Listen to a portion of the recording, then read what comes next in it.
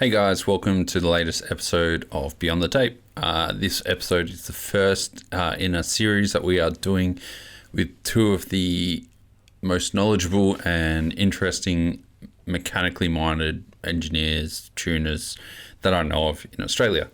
The series is called Tech Talk. We are going to be chatting with Lachy from SRAM or PSI Cycling, and Mick Williams, the engineer and man behind WRP, and also an integral part of Trinity mountain bikes. This episode, we're going to kind of go through suspension and frame geometry, high pivot idlers, and a bunch of other cool stuff that we go off on some deep tangents and rabbit holes with. Each episode is kind of going to have their own little theme or something that we go along with just to keep everything direct, but we are taking listener questions and we'll answer a few of those every episode. Thanks to those that asked questions in the last episode, and you'll find out who kind of won a prize for the latest one. Before we move on to the podcast, though, let's talk about our sponsors. We've got Canyon Bicycles on board. They are the best bikes I have ridden for a very long time. The Spectral's super lightweight, loving the geometry, and as you'll hear in the podcast, I'm a fan of small bikes. So really, really happy on that bike and the service that Canyon give us. All the suspension on that bike is tuned by NSDynamics. Those guys are Australia's premium suspension servicing companies. They offer full custom tunes, regular servicing. Their hyper performance tune will make your suspension feel better than new. They also offer products like Öhlins, DVO, and Forsprung. We've got Two Up Bike Co. that keep all my chains lubed. Their line of Demonte Tech lubes and greases are perfect for everything I do on bikes, including in my home workshop. Absolutely love it. And I'm still on those factor pedals that those guys do. So much grip you think you're on clips. FE Sports have come along and helped out the podcast. Over the last few weeks, I have been running the Pirelli tires, the Scorpions. Absolutely loving the traction those guys are giving me, and I can't wait to spend more time on those tires and give you guys an honest review in the next couple of weeks. Franked Apparel, those guys have been keeping me kitted up for the last couple of months. Absolutely loving their lightweight tech that they're using in all their materials. You'd think this stuff's going to rip at the drop of a pin, but I did a solid belly slide, scratched a nipple to shreds, but the material was still good. So, tougher than skin, but light as anything. Loving it. To keep the mud off my face, I have Dirt Surfer mud guards. Those guys are killing it with all their custom designs. If you want a custom design for you, hit up Alan at Dirt Surfer and you'll get it sorted. And then post-ride, obviously using Crush to keep everything clean. Use Beyond the Tape at any of those websites, any of those stores, and get 10 to 15% off of any of those rad products. Remember, if you're supporting the supporters, you're supporting the podcast, and we can keep this thing running. It's coming up on 1.5 years. I don't even know anymore. But it's going strong, and it's all because of you guys. Don't forget to share it with your mates and everyone else that wants a bit of a listen as well. Now, with Tech Talk, we figured it would be good to have someone else come on board and support this podcast series as a title sponsor. Thankfully, the guys at Lead Out Sport have come across and offered their services. They are one of Australia's only tool-centric distributors in Australia. Like, they are killing it. So they do things like Abbey Bike Tools, Smooth Lube, Efficient Velo, Pedros. Like, they are killing it. And for these episodes, for every one that enters, we're going to pick out one of the best questions. If your question is the chosen one for each podcast, then you'll be winning a $100 voucher for Lead Out Sports to get some Pedros kit. Pedros tools are absolutely amazing, and I've used them before and love them. So for those looking to get their hands on some sweet tools, ask some good questions. We've got a good winner in this one, and he asked a killer question, so it was really cool. But yeah, they are one of the best bike fixing tool specialists in Australia. So Lead Out Sports, thanks so much for this. Thanks for getting Pedros on board. And yeah, can't wait to see yellow on some more tool walls. Now, let's move on to the podcast. As usual, grab a beer, grab water, grab a wine, and enjoy, because there is some good information in this one.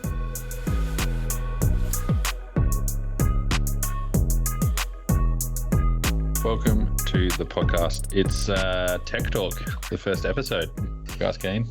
Oh, yeah. Keen. Love a bit of tech. This is Mick's baby. It's your idea from the other day. No, wow. We'll go back a step. You hit me up asking what would be cool for the podcast. I'm like, geez, dude, I don't know. And I was on the couch, like I was in the middle of doing a cat design, actually. I was on the couch, like, I don't know, dude. Like, kind of, to be honest with you, I half dismissed the message. And then I reckon I'd been talking to Lachy only like a day or so before about a STEM idea. And then I said, oh, Tech Talk would be sick. You should try to get someone like Lachy. And then you came back to me and go, you and Lachy are on a Tech Talk. I'm like, fuck, I didn't really want to be on one of these.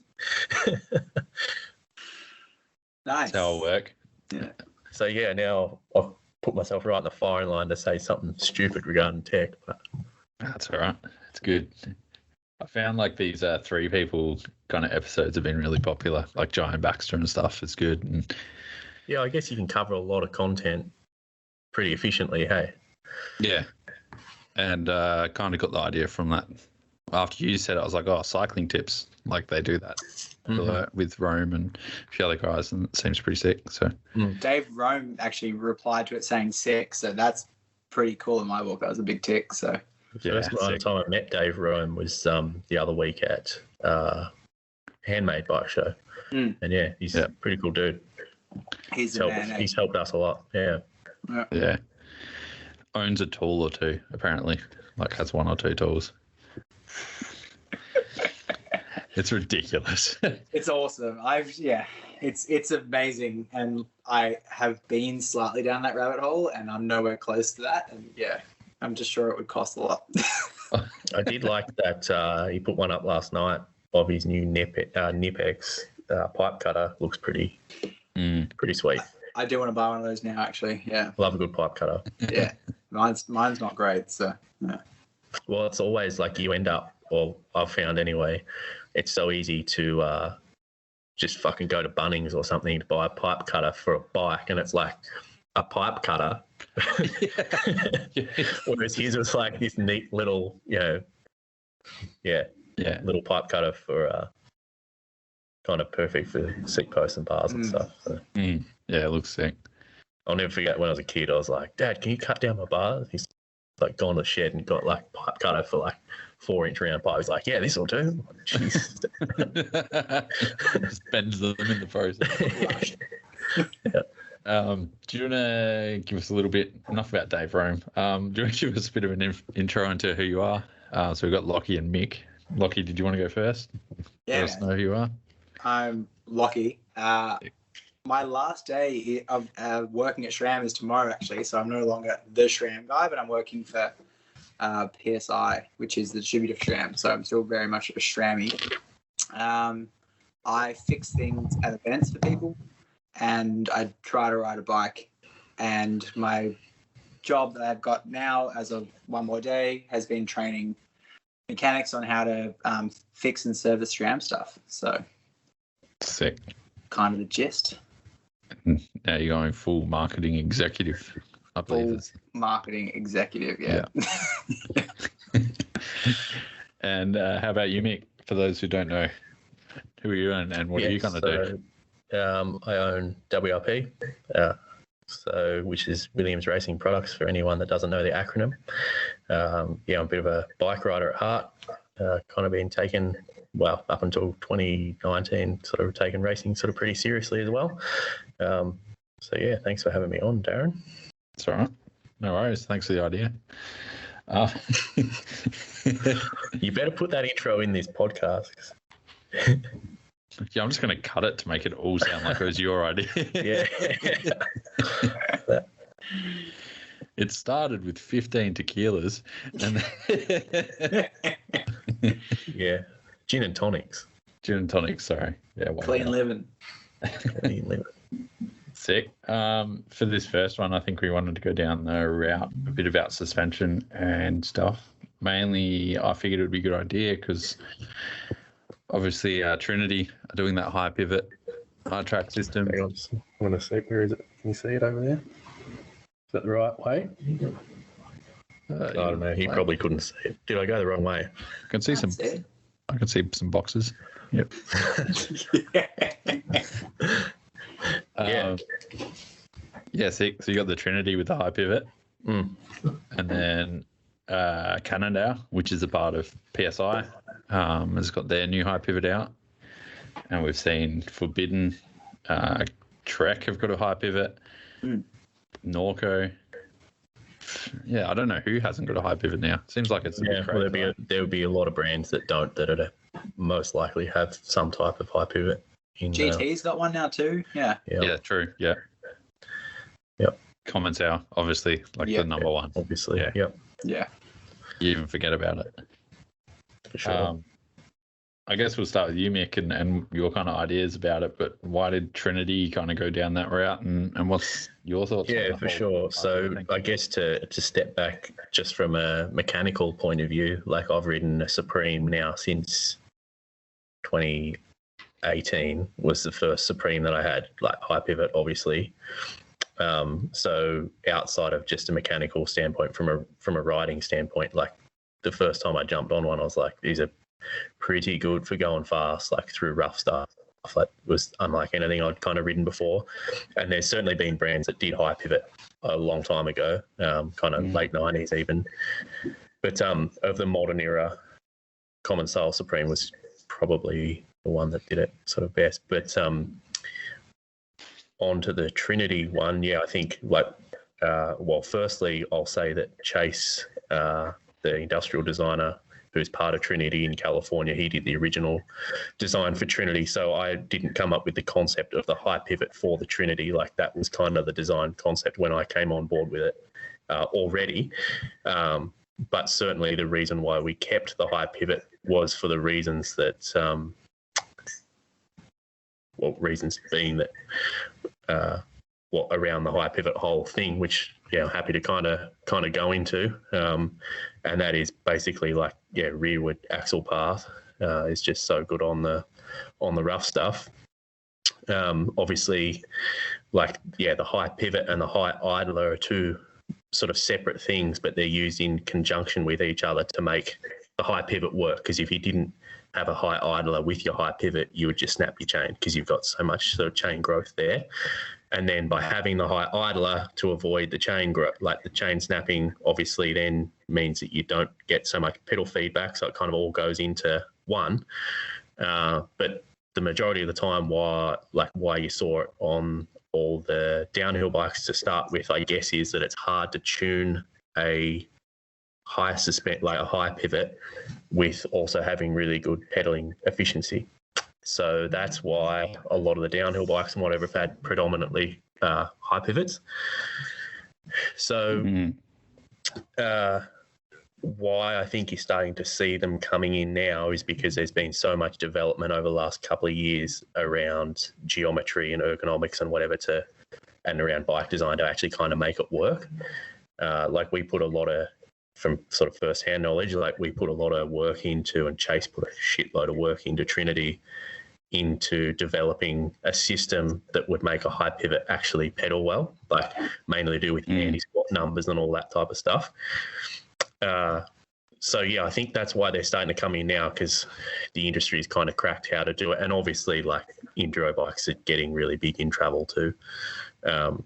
Because, a lot that dictates your anti-squat figures and whatever is the reaction that the chain has as it moves through its travel. And obviously with a high idler, you're reducing the fact that you're reducing your kickback. So you're reducing the effect that your chain has on the suspension moving. So on your Supreme, say, it'll plow through all the real gnarly shit, but it'll pedal terribly. Try to pedal the Supreme up the hill and it's you just get off and walk.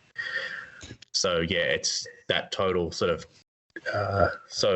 total kind of trade-off to make them both work. And that's where, say, with Trinity, the iTrack has kind of really come into its own with designing a system around we've got sort of really high anti-squat figures through the whole amount of travel, but still have it a bit of a plow eater. You won't feel that through your feet. So I hope I explained that somewhat concisely. But yeah, the big thing with a high pivot, let alone the high idler, but the high pivot is to have that rearward axle path to just deflect over all the roots and rocks. So your attack angle's less acute, I guess.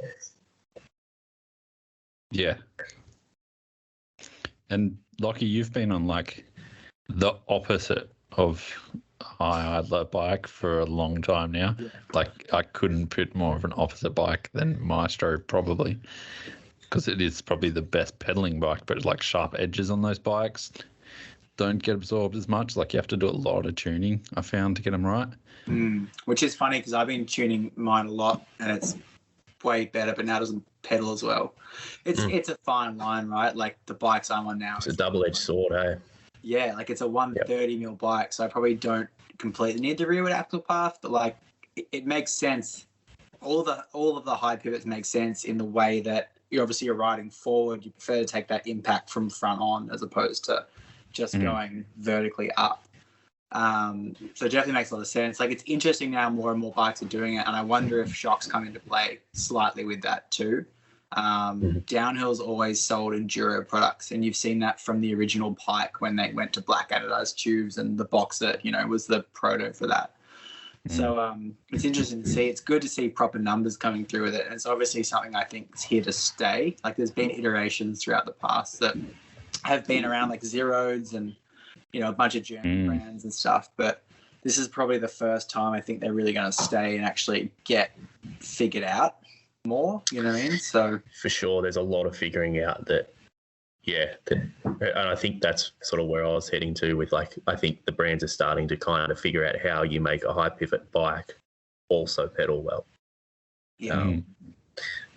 But yeah, I'll sorry, you go, Lachy. No, I was saying I think that climbing position's changed a lot now too. I think that benefits it, and that climbing is probably built a lot around dropper post really, and having a lot higher dropper post too. So you're in this kind of just upright position sitting, which is definitely a different climbing mode than, riding your come and sail up the hill, you know what I mean, where you're actively bobbing that suspension as well. Yeah, I am a high pivot fan for big travel, sort of like downhill type riding, like real aggressive enduro. But at the same time, I'll jump in and kind of play the devil's advocate here, is that they're not always better.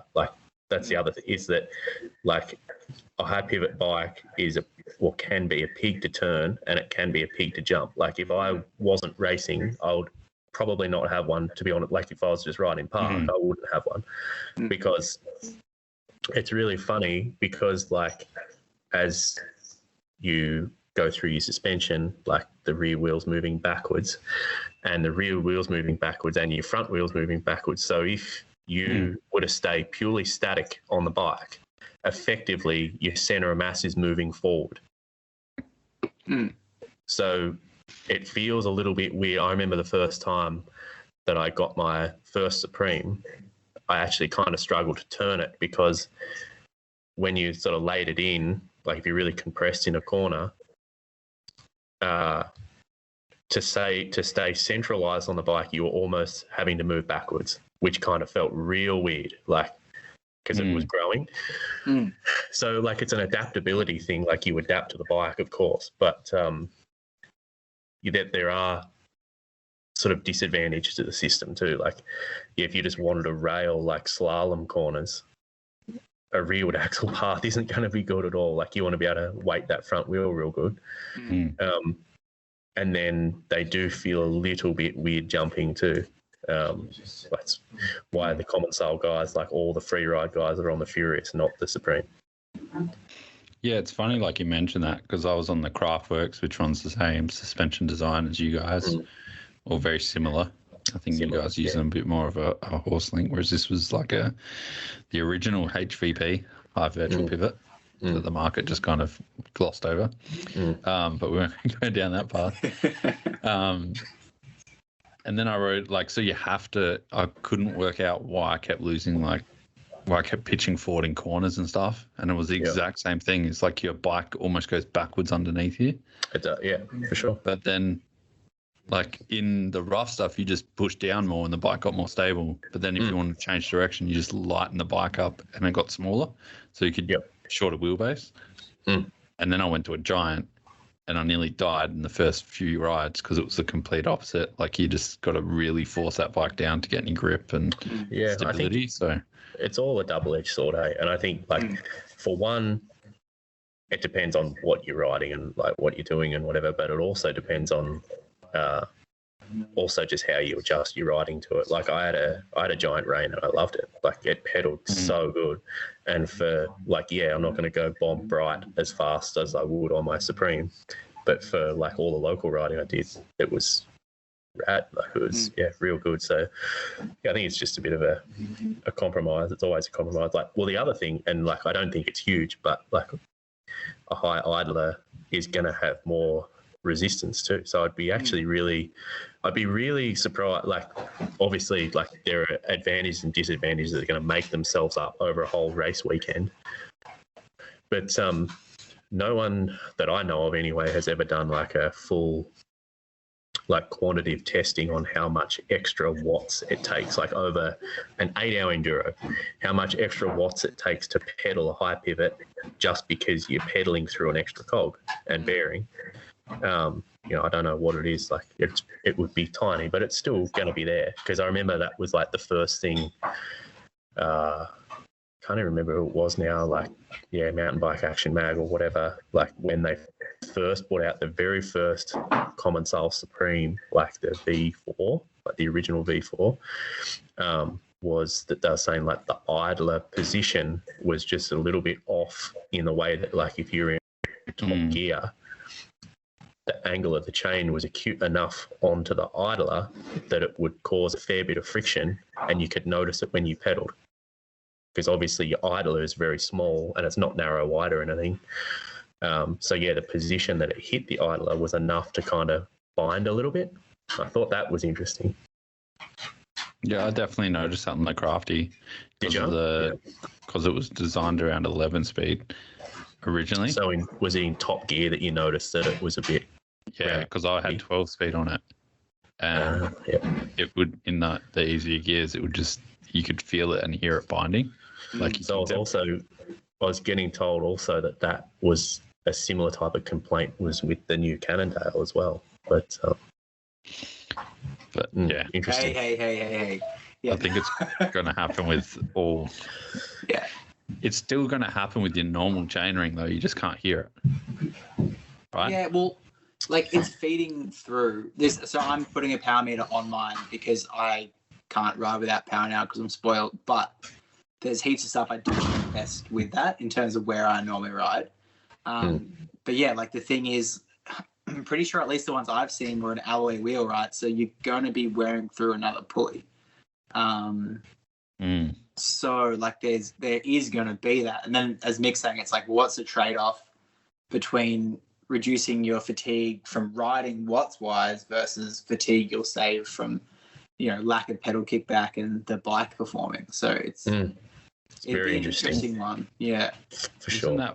Isn't that why jockey wheels are plastic or that polyurethane? It's because the better ones, and that was a cycling tips thing I'm pretty sure I listened to. They were saying, there was less friction on those plastic wheels than there were on the alloy ones. Because you can like the alloy ones on like I don't know if you use those like alloy jockey wheels. Yeah. They are horrendous for like chain wear and you can hear them like grinding because they don't bend. Yeah, the alloy wears, whereas the plastic flexes. Yeah. I think was the basic principle with it. So, I think that's going to be the interesting side. Like, I'm very pedal focused, so I think that'll be.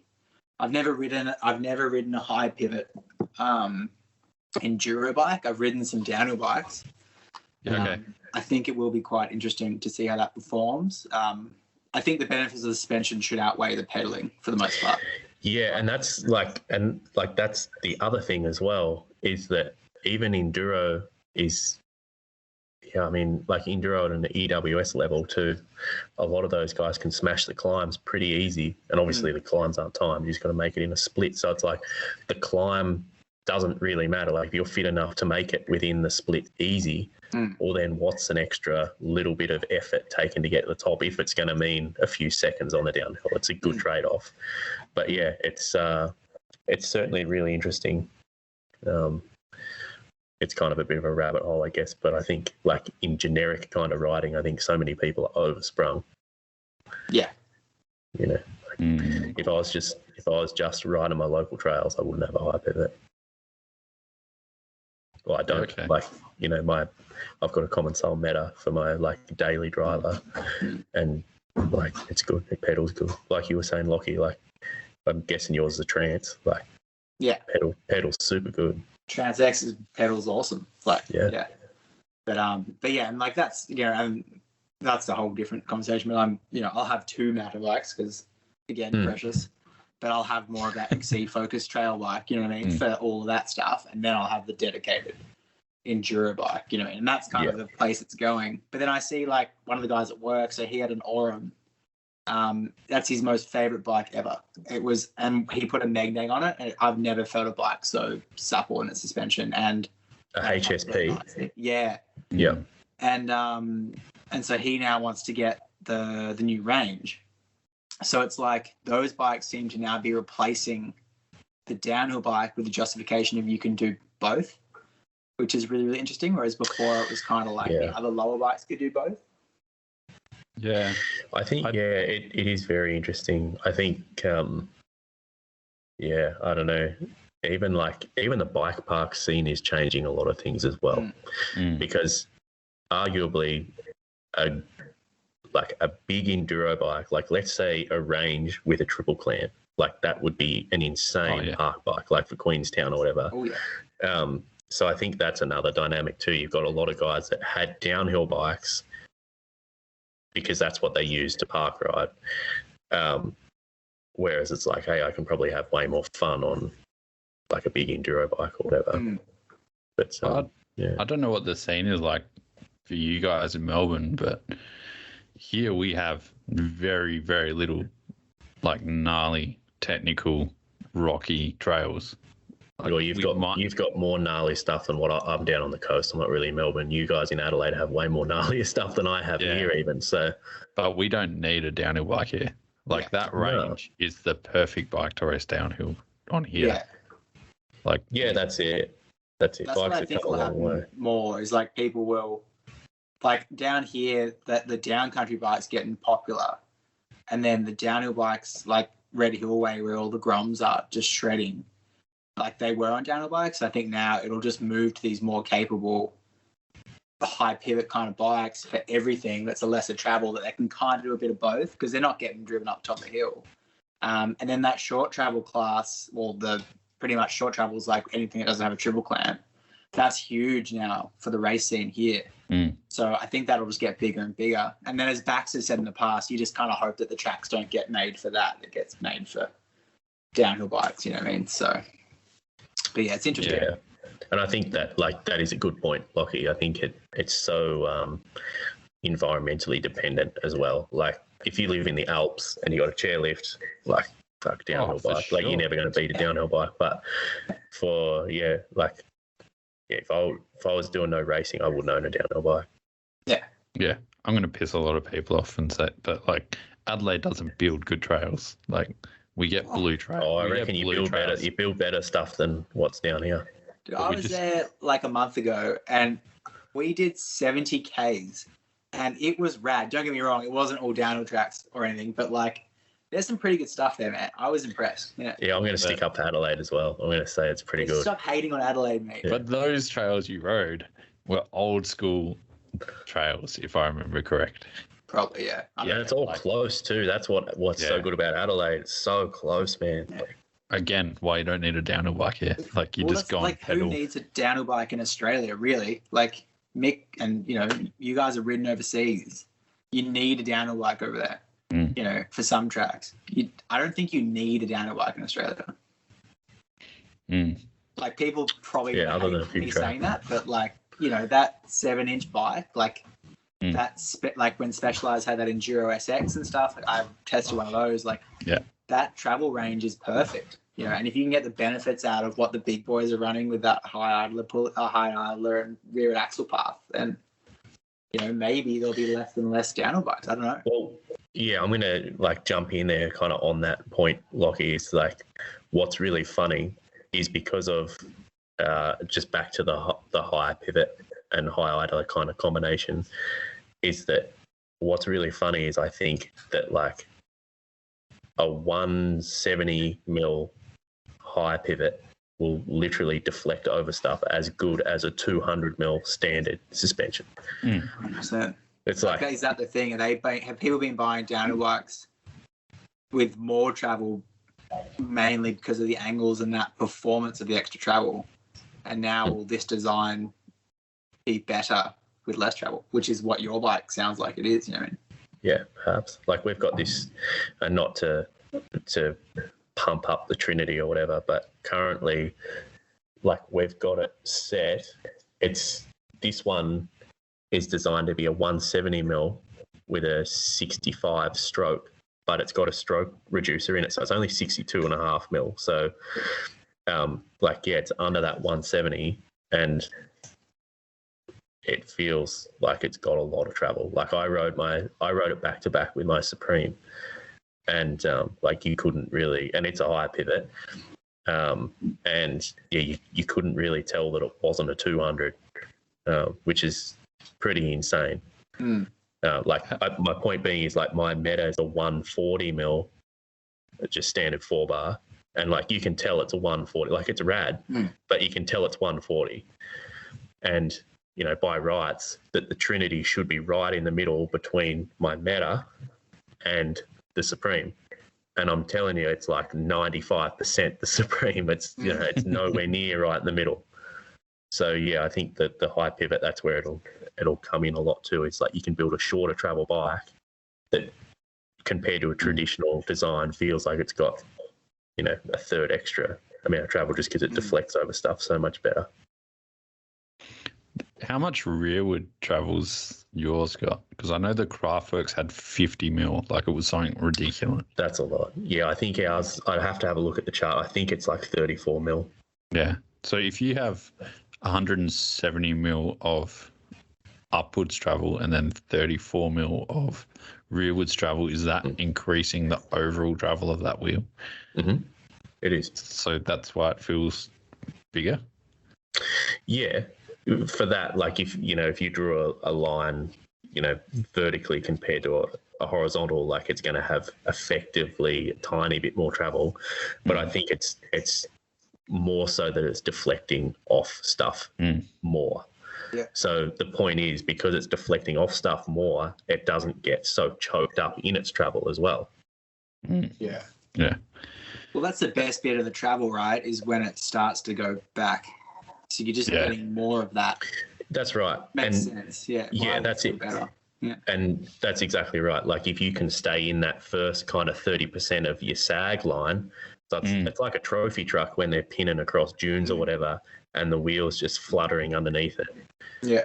If you can maintain something like that, so it's just sitting in the first part of the travel without ever getting choked up, then yeah, that's real cool. And I think the backwards deflection over stuff helps it returning again without kind of janking you. And have you noticed, like, with shock tuning that anything's changed, Lachy? Have you had much to kind of do with the tuning on these bikes, or? Not on high pivot, to be honest. And I've only really been dabbling in the tuning stuff for like a month at home. It does make a big difference, but it doesn't make a big difference, I think, in the way people think it does. I think people get really strung up on like wanting a custom tune. And I don't think that's actually what they want. But it makes a huge difference. Like I've got a mid in the Trans X, which no complaints with it, but I was like, I'm just going to chuck in an LL. And so that's going from a mid compression and rebound to a low. So faster rebound, less compression. And it was crazy. Like first run, just couldn't jump off stuff the way I would before because it would sit in the suspension more. which is pretty crazy. And then rebound was quite different, and so much so I had to kind of change the tokens and the main pressure because it's got a meg. But then it was interesting to read with the Cannondale on the pink bike review. They were saying that like the compression tune was off, and that was an MM. And I would assume you'd want a low compression rate, and then that bike was designed from the downhill program with the twin shock. So I kind of thought that would have been dialed. So I'm not sure like if it was a different shock or what's going on, but obviously it's going to make a big difference. And I think it would make more of a difference on that bike than it would on a standard pivot where it goes back into the bike, because it's really going to feel different for any high-speed compression movement in the way it moves backwards. So anyway, yeah, I don't know. Like, I'm keen to play with it more. I've got 2 shocks for the Cannondale to test. I got a coil and an air. The air's got a L1 compression tune, which is like the second lowest, and an L rebound, and then the coil shock I put in an LL in that. So yeah, it'd be interesting. So lower than what the bike came with on the pink bike review. So that essentially means that wheel's going to be more active and easier. Well, the suspension is going to be more active and easier to get out. It should be more active in both its moving into the travel as well as moving back, and the moving back affects the moving in. So, yeah, I would feel you'd want that pretty open, but I don't know. Like, you may be able to speak to it more, Mick. Yeah, I think like it comes down to so much about how they've designed their linkage system to like you've got to look at the leverage ratios so much. Like I think like I'll say now, like I'm not an expert at tuning a shock. I've never tuned a shock in my life. And anything that I've raced on has been a standard tune too. I've just mucked around with the clickers. So yeah, I'm not gonna delve into the internals of it, so to say. But with designing the Trinity and kind of riding a lot of high pivots as well, it's got so much to do with the linkage system and how your leverage ratio is working. Like Chris from EXT has put a custom tune in the EXT story that we've got in the Trinity. I don't know what he's done. It feels really, really good. I can't tell you what type of tune he's got in it.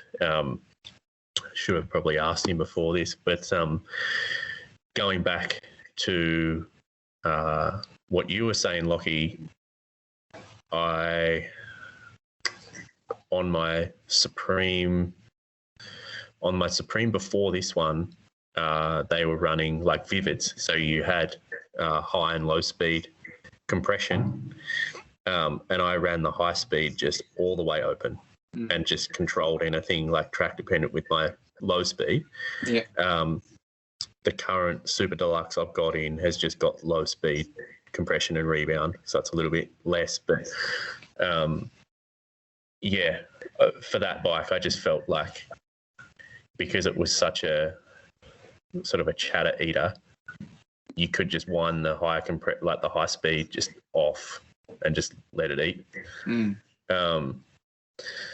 But yeah, other than that, like I guess my main thing is it depends so much on how the linkage system has been designed from factory, and how the leverage range and all that kind of works. Like, yeah, it's kind of funny. And that kind of dictates as well, I think, so much as to whether you want to run coil or air as well. Like the coil or air sort of debate is so like, it's nothing against Pink Bike, but they posted something the other day and I was just like smack my head, because I'm like, the coil versus air argument is just so wide open, because it depends so much on how the frame company has designed their leverage ratio. So wide open. And I think that's like, this is going to go into the weeds, but like I've said this heaps, like, and I say it with Stu, like everyone's like, oh, can I run coil? Can I run this? Like, just run what the manufacturer recommends. Like, I know that sounds crazy, but they've spent a lot of time designing that bike or whatever around that. I think that you should just run what they say, you know what I mean? Or unless there's a really well-developed race program around that, you know, which is largely going to be backed by the manufacturer anyway. you know, like I had someone talk to me the other day about a Trek and running on a coil, and I was like, well, I've run those in the past. They don't normally suit coils very well. Should probably run air. And the dude's like, lovely to chat to him a bit. He's like, oh yeah, just, you know, it just bottomed out real quick. And I was like, well, that's inherently the design of coil if the bike's designed around an air shock, you know what I mean? Mm-hmm. So yeah, that's a whole nother debate we can have. It is a whole nother dimension. And like, I think what I don't know, I wouldn't say it's misleading. I guess it's misleading by interpretation. But of course, like guys that are going to Rampage and whatever and putting like 750 pound springs in or like insane PSI into there. And I guess you've got local guys saying, oh, I need an air because Cam Zink just ran an air in Rampage. It's like, well, yeah, it's because he's hucking a 50-foot drop. Like, hey, I ride like Cam Zink. What are you talking about? Yeah, it's super funny, but well, yeah, like, it depends so much. Like you were saying, Lachy, like it depends so much on how the bike has been designed for within certain boundaries. And like there are guys that are going to be running it out of spec because they're doing out of spec shit, like hucking a 50-foot drop. But yeah, they're doing out of spec shit. So if you're doing the in spec stuff, then you'll be probably pretty good. Yeah, and like especially at SAG, like air and coil can be quite different, especially in that mid-stroke kind of range. Mm-hmm. And obviously the whole pedal design of a bike's based around 30% ish, you know what I mean? Whatever your SAG number is, which is where you ride the bike the majority of the time. So I feel even in those ranges of travel, it still is going to make a difference in how that bike sits, you know what I mean? Just in the sprint. Well, and you can probably talk to this more than I can, Lachy, but what I think is the majority of the problem with most people that complain about their suspension, like, oh, I need an air because it's not doing this, probably is because their suspension isn't serviced. Probably, yeah. If you go get it serviced, it's going to feel magic. Yeah. That's the funny thing, man. Like I don't really ever have too many people complaining about suspension, to be honest, but the underservicing thing is crazy. And again, this is getting in the weeds, but like, yeah, if you want your bike to work properly and you're going to go to races, I just get your stuff serviced and you can do it at home. It makes a huge difference. Like, you know, especially in the air spring, like it could just be the air spring. It might not be the damper. Yeah. It's something that I've come to like do recently, like the last little bit, is because it's so easy to get bad at servicing your stuff, like particularly suspension. Like it's so easy to rack up a heap of hours of riding and not service it, and particularly like blasting it with the gurney, stuff like that. Like it's so easy to rack up riding hours on your stuff and not get the suspension service. But it's so true, and like I need to remind myself frequently, like get your shit serviced, because it just makes a huge difference. Yeah, it's like I'll wrap around like everything that was just said, but like again on that Craftworks, I ran an air and then I ran a coil. The suspension linkage, like the leverage rate, was designed around an air to make it feel as linear as possible. But because of the seal drag, like the extra stiction that you get in some air shocks, especially the older Monarchs, it just didn't feel as supple off the top, whereas that coil did, but then it would bottom out more frequently. So you just I couldn't find like a happy place. I went with the coil and oversprung the shit out of it, and it was fine. But having those two, like both shocks were okay, but the kinematics made everything. Like, and I don't know how many people know how to look at a kinematic chart and go, oh, the bike does this because of this. Like, there's not enough talk around that. There's more about those products of air and well, I think the other thing that is misleading also is when you've got companies, and like, dare I say, Commensal is one, like with their Supremes, in like a lot to do with their Supremes. Like they have two different specs, like it's spec'd with a coil and an air, and the customer's got to be asking like, what the fuck's going on? Like, which one's better? Like, and like that's a fair thing to say too. Like I've always ridden my Supremes with a coil. There are other guys that swear by air. Like I've never tried it with an air. I'd love to actually try it, because like Medina being one, I actually felt like I needed more ramp, and I was trying to track down a heavier spring and couldn't get one. But if I had got a heavier spring, like it wouldn't have handled the chatter better. I was like, shit, if I actually had an air, I'd try it. Just to handle, because like I felt as though Medina, I wanted something that was really progressive because it had quite a few holes in that. Yeah.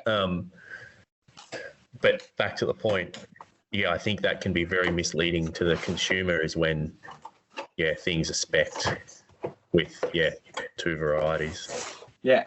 No, like, and that's, some bikes can do both as well. For sure. And, yeah, like, just with the ramp thing, I'm sorry, I'm product plugging stuff and just grabbing stuff down, but like, there is more tunability with air, obviously, and when you go with something with like the Magneg, like you can get pretty close to like a coil feel out of that, but then at the same time you can make it ramp up hugely as well. So I think air shocks will be more commonplace, I feel. Yeah. Because you can control both. Well, you can have your cake and eat it. You can get the sag and you can get the bottom out. What you're saying with your coil spring is like Darren is like you've oversprung it, which helped with the bottom out, but you've lost all the traction and control. Yeah, exactly. That you're going to get. You know what I mean? So you get your cake and eat it. So I would be surprised either designers are going to get those coil shocks dialed where it's got enough progression to allow it to not bottom out harshly. Or they're going to go air, you know what I mean? But then you also see the bottom out bumpers getting bigger. So, yeah. Well, yeah, and then to add it, I was just going to say, to add a whole nother span of the works is the progressive coils. Yeah.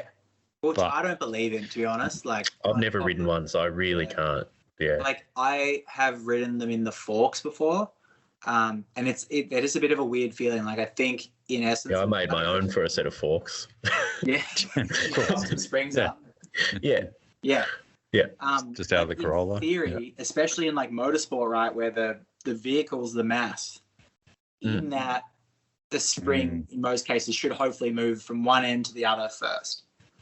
Okay, I think the reason in bikes I don't feel great is I don't think that spring always moves from one end to the other first, so you're not getting the coils to bind. It may move in different parts of the spring all at once, as opposed to just going from the softest to the hardest. Whereas air will have to do that because it's compressing a volume of something.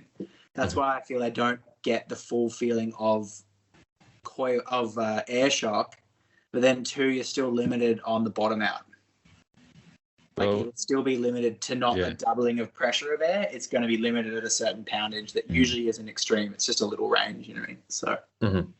Yeah, I think that the other thing that I kind of, again, like I'm not a suspension internals expert, but I think there's also a lot of scope with air too. Like I feel as though a lot of the manufacturers, particularly in the bike industry, have really scratched the surface of what's possible with air springs as well. Like there's a lot of, like I'm sure you guys probably read the Pink Bike article of carbon air and that type of stuff, where they reckon they can get more air volume by putting like carbon cartridge in because it holds more air molecules and stuff.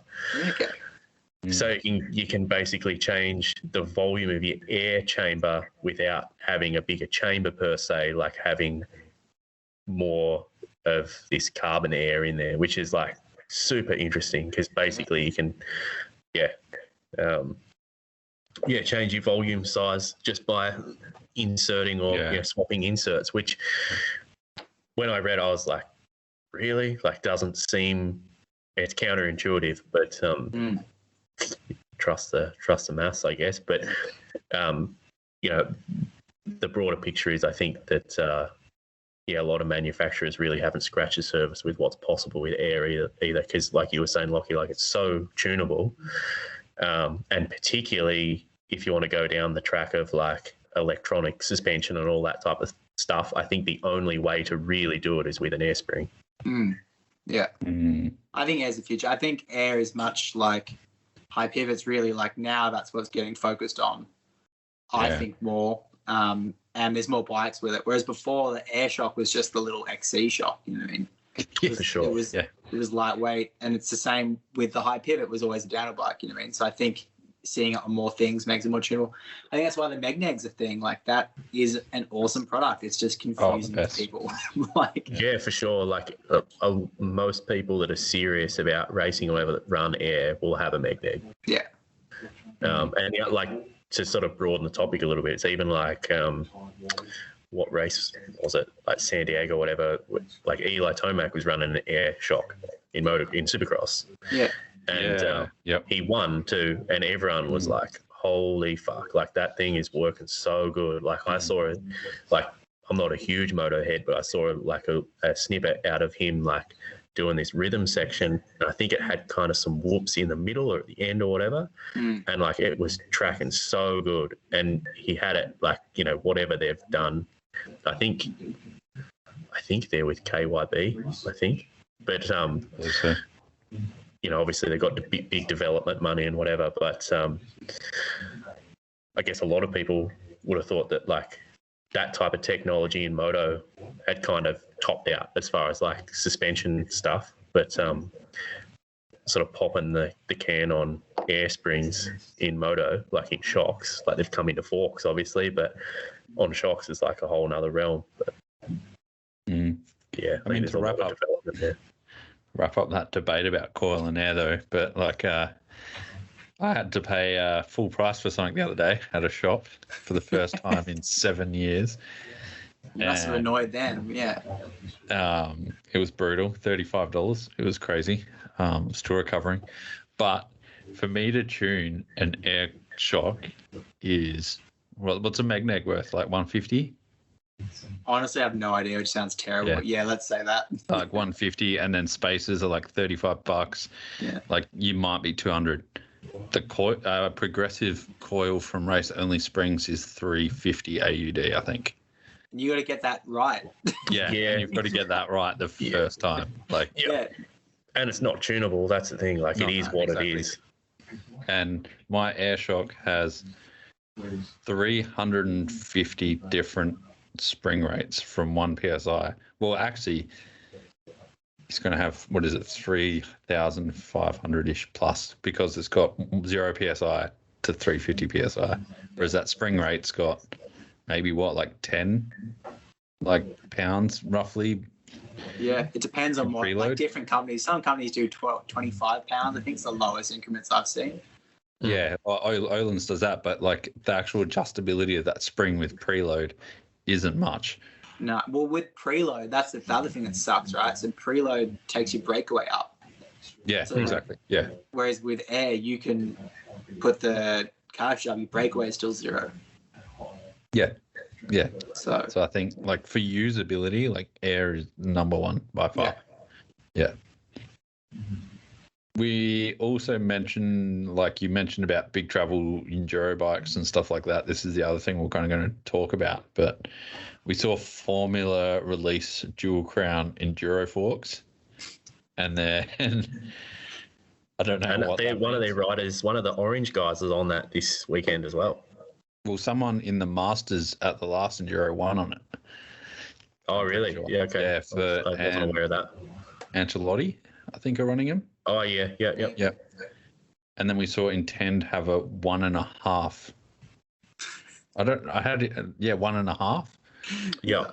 Crown. Yeah. Maybe is it 2? I don't know how it is because it was like a lefty +1. yeah, you can do X ups one way but not the other. Yeah, you just switch the fork around. You hope that the track had all right-hand turns or whichever. Tight ones, Yeah. And then we can go to Canada. Or it might be, if it was a tight one, you might have to do a 270. Yeah, that would work. Yeah. Like an alley-oop. One of those enduro turns where they're like the trials turns. But then I forgot that, Cannondale has technically a single crown, but it's all on one side. Yeah. Well, they're all kind of different, right? Like the Cannondale effectively is a inline shock kind of in a fork. Whereas the Formula and Intend are still both single-sided legs. You know what I mean? One's air and one's a damper. So they'll perform well. Like, I don't know, like Mick Bros picked the Formula one. Obviously, I'm a RockShox guy, so Sorry, but I think when we were talking about this the other day, Lachy, I think I was under the same impression as you that the reason why Intend did it on theirs was just to have a really big air chamber. Yeah.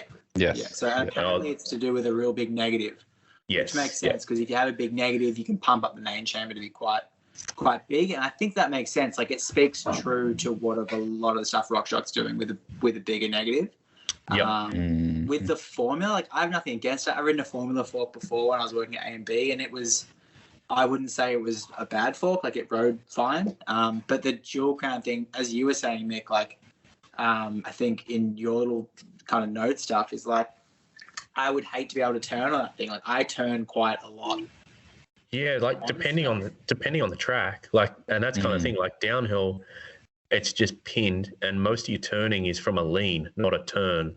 Like your turn kind of initiates the lean, but like you never really more than a degree or two. Yeah. Whereas like tight enduro, like some of the tracks down here that I sort of ride, like a lot of them are walking trails and whatever, so they've got like legit like 180 turns, like comes back on itself, and like you're on the point of oversteer, like you're doing like a Euro turn. And the point being is like a lot of EWS tracks are kind of like that, and I couldn't imagine trying to ride one on a Triple Crown fork.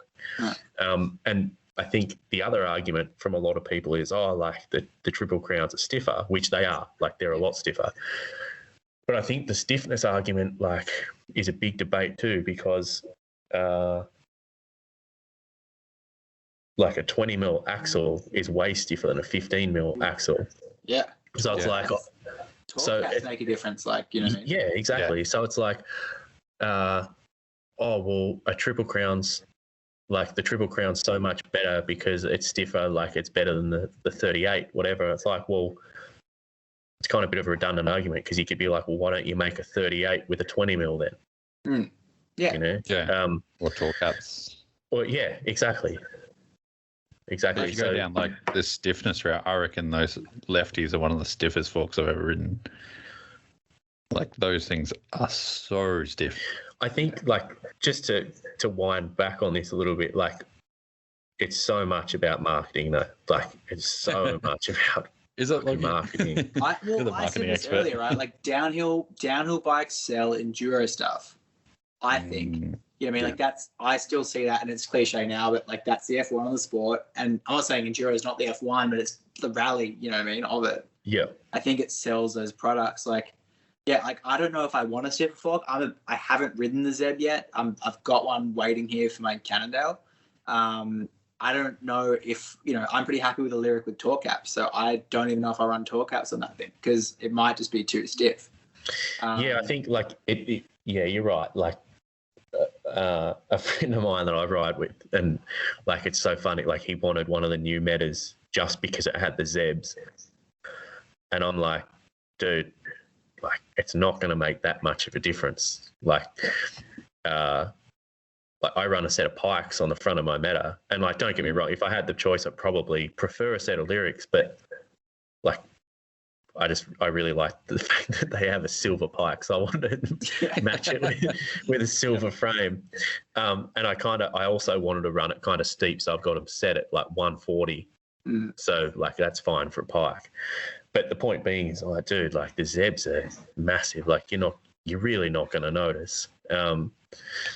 But back to my point, did you see the other day that Boss have entered the fork game again, and again yeah, and we don't even have enough oil for the forks we've got now. He's going to be running 3 liters in those things. I've got a set of Boss forks, and you're right, but like an older pair, but it's super funny because obviously RockShox came out with a Zeb, then the Fox 38 came out, and then Boss came out with theirs with 39 mil stanchions. And it's like, this is a joke. Like, come on. Like, they've just gone 39 just to one up everyone. Standard. It's a conspiracy. Well, also probably because there's no crossover of parts and stuff too, I'd say. But I don't know. I won't speak too much of Boss. I've ridden Boss stuff before, but I'm not going to say anything. I haven't ridden it. Yep. I've just picked it up and felt that it was like 4 kilos.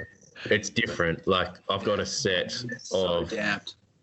I've got a set on my dirt jumper that like I've slant. They're like a 170mm fork, and like I've put a heap of tokens like under the air shaft to reduce them down to 100.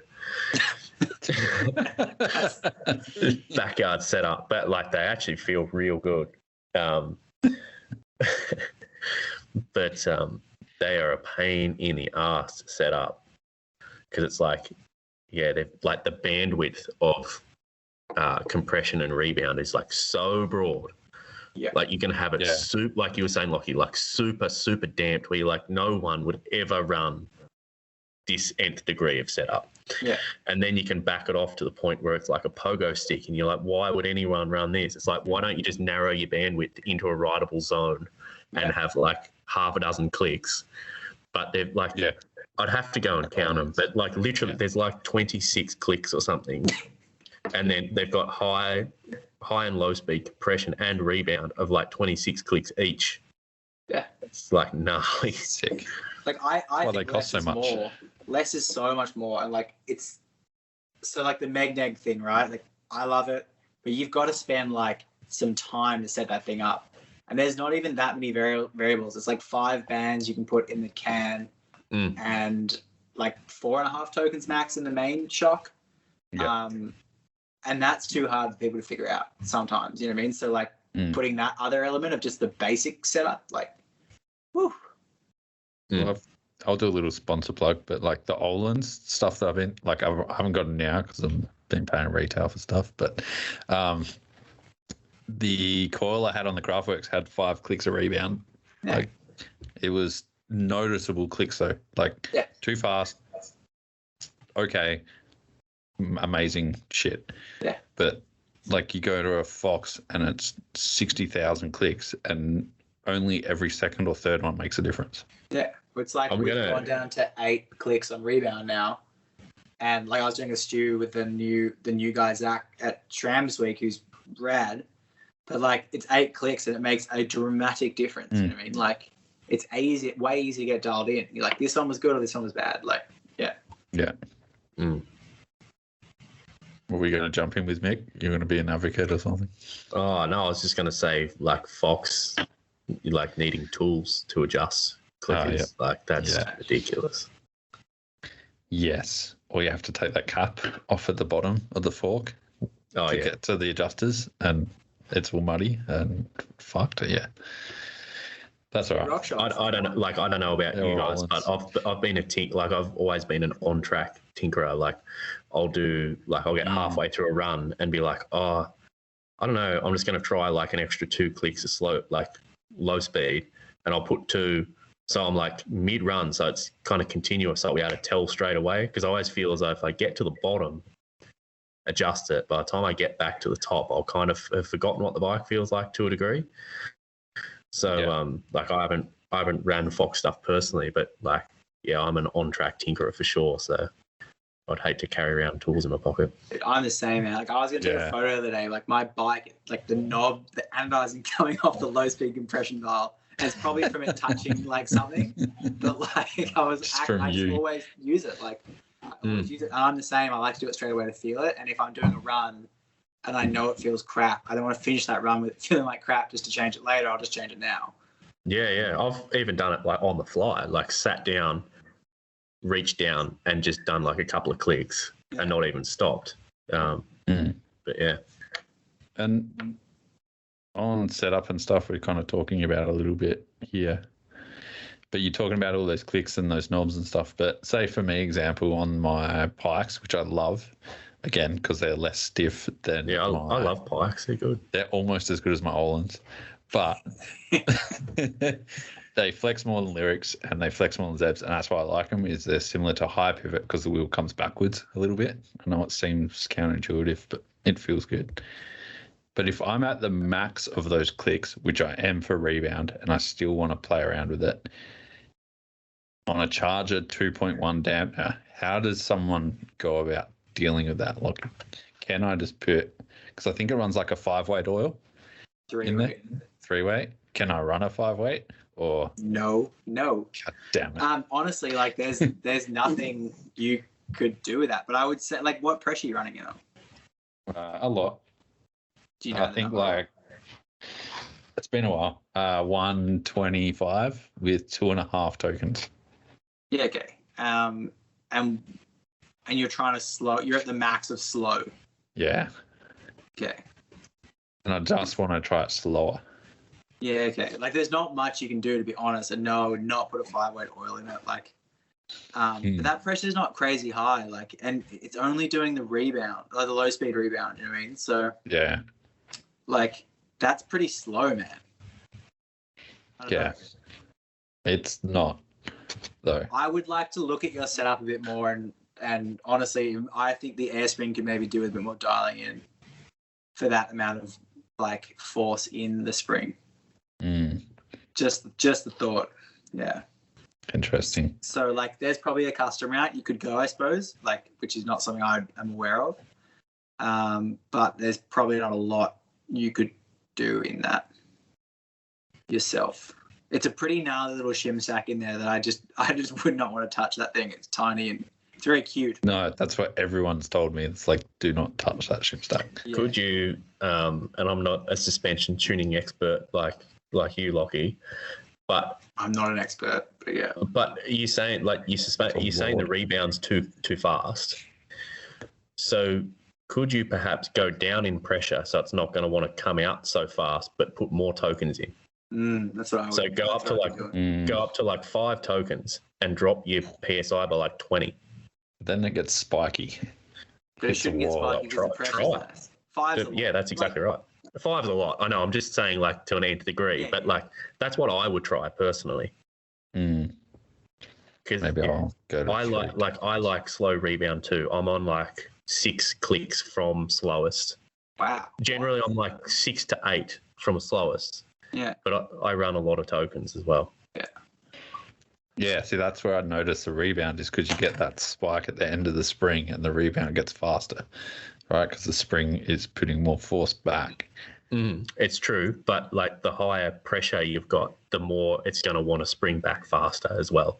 So by putting tokens in, you can reduce the pressure. So like it's everything's a double-edged sword, I know, but yeah, without really knowing, it's something that you could try.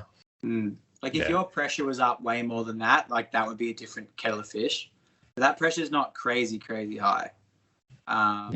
Where I'd feel that, and again, like you're probably actually feeling the high speed rebound as a set stack as opposed to the low speed. It could also be that slow that you're feeling a kickback when it hits the low speed circuit, not when it's from being slow. When it's, you know, if it was faster, you may actually get back into the travel, get into a smoother bit in the travel quicker. Yeah. Because that's really slow, man. So that's what I reckon would be happening. It's like you're getting rebounds somewhat travel dependent, but not ultimately at a certain position. But it's like you're coming back to the low speed point. Let's say you're at 70% of that travel, then it's going slow. You're still in a harsher part of the spring. Yeah, maybe where exactly. it's feeling harsh. If you speed that up, because it's just low speed, it may just start actually like the sitting in the higher portion, like, doing the skimming. Like that's you, and you can see it. Like if you sit on your shock or your fork tomorrow, Darren, and it will shock more than anything. Put it to full slow, sit on it at sag, and then adjust it when you're off the bike, and it just springs back. Yeah. So I reckon you might just be in a harsher part of the spring. Possibly. Yeah. Yeah, I'm gonna play around with that. I would speed that puppy up, man. Fast rebound's very in right now. Yeah. Just ask Blinky. Fast rebound, fast riders. Exactly. Yeah, Blinky's spike looks so crazy. Oh man, he's just so fast. But it's because he rides like that too. He's just like hanging off it. Yeah. He does so much. He pedals so much in the air. He uses the suspension travel while jumping. Obviously my setup is a little bit off. Probably is a little bit off. What are you guys using for your suspension setting? Like, I think you mentioned you were going to start using a bit of telemetry with the Trinity. the Trinity. And Yeah, then, for sure. I mean, we kind of have to. I mean, I think it's kind of. Sorry if I cut you off just then. No. I think, you kind of have to. I think if you're bringing a new bike to market and you don't have any data backing it, I think that's kind of trying to just jib people. Like, you got to kind of back up your claims. Yeah. So, we're definitely going to be using some telemetry for that. Do you think it's worth the average consumer using? Like, SRAM's got ShockWiz, which is a fairly budget tool for. Yeah, I think it depends on. I think it appeals to everyone. It just depends on what level. Like full telemetry systems, I don't think for the general person, but ShockWiz, absolutely. Just to be sassy, and I'm quoting the Suspension Lab in New Zealand though. So telemetry is live tracking, what I understand. So you wouldn't be doing telemetry; would it be like data logging? Yes, yeah, you're right. Yeah, not to be sassy, but yes. Yeah, no, yep, no, good. Because I keep seeing telemetry everywhere, and I'm like, oh, I don't think that's right. But it's definitely not. But I use that term because it is what everyone thinks it is. Data. Yeah, it's like the phonetic. Yeah. The ShockWiz, I think, is an awesome tool, and it was something I was skeptical of. And again, that comes with a bit of bias because I work for SRAM, right? But I think it's an excellent tool. I take that to new places when I go riding. I took my trance down to Medina last time instead of the rain, and had the best time ever. And I just took the ShockWiz, and the first half of the day, on the first day I was there, I just set it up and it was good to go. The thing that's interesting with the ShockWiz is it also measures your dynamic sag, which is what you're riding at. And that was what changes the most going from where I ride here to Medina, because I'm riding. Is that just because it's steeper? It's steeper. I think the steepness, but also the velocity you're riding. Like, you're riding at a faster speed and you're hitting stuff faster. So did it tell you to put more air in? Yeah, so I ended up going more air in the back, and I think I had an extra token as well. Yeah. So it was interesting. And then when just I came back bigger here, hits, it was noticeably stiff, and I went back to what it was before. So I think tools like that are underrated. I think with ShockWiz, everyone gets it and they think like, well, I'm not the average rider. But I think the wealth of knowledge in it's actually pretty good. Like, they're pretty good. It's handy, like, and especially going to new places. So many shops rent them. Just rent one for a week. You don't have to buy it. Yeah. But I think they're great. But it doesn't give you the analytics. Like, it doesn't give you the data logging stuff that what Mick's saying, which I think is what, you know, any credible bike needs to have behind it. It's just telling you how to set this up. So. Yeah. Like, I had a look at. There is someone that was at a local race with a full BYB setup. Will from Will Ride. I don't know if you know him, but I love Will, if anyone's going to have a BYB setup, it's him, because he knows every rock on every track down to a pebble. But that amount of data that you get from that is mind-boggling. Like, it is next level. Yeah. And the reading it's now, like, that's what I've spoken to Aaron about. Like, everyone's caught up on telemetry, which is awesome, but you need to learn to read it for quite some time, and then you need a wealth of knowledge and info with it. Like, you look at Loic's bike now, and everyone's like, oh, we need telemetry. He was on Lapierre with that when he was a junior. Like, the knowledge they have from that is huge, and I think that's more, like, those telemetry, or not telemetry, the data logging stuff's not telling you how the bike should work. It's just showing you what the bike is doing, and interpreting that is the biggest part. Like, so... That's why I get a bit worried and scared when people want to go buy those kits just for home. It's so true. Like, the knowledge is only ever as good as what you understand. And I think that certainly there would be some information overload going on for a lot of people there. Oh, for sure. Yeah. I actually had a look at Aaron's screen. Didn't understand any of it. He didn't show it to me or explain anything. But, like, just looking at the screen at Bright last year just sent me into overload. Like, the amount of data he had. Like, if you tried to analyze every single thing, you'd be there for a million years. Like, it'd be pointless. It'd be like a power meter, man. Like, and I don't use it, so I don't know, but it's like a power meter is such a personal thing. So I'm sure with Troy and Aaron, there's attributes of the ride that they want the bike to do at certain points. And they can see that, whether it be, you know, how the wheels, I suppose, tracking or moving under braking and that kind of stuff. And that would be personal for Troy.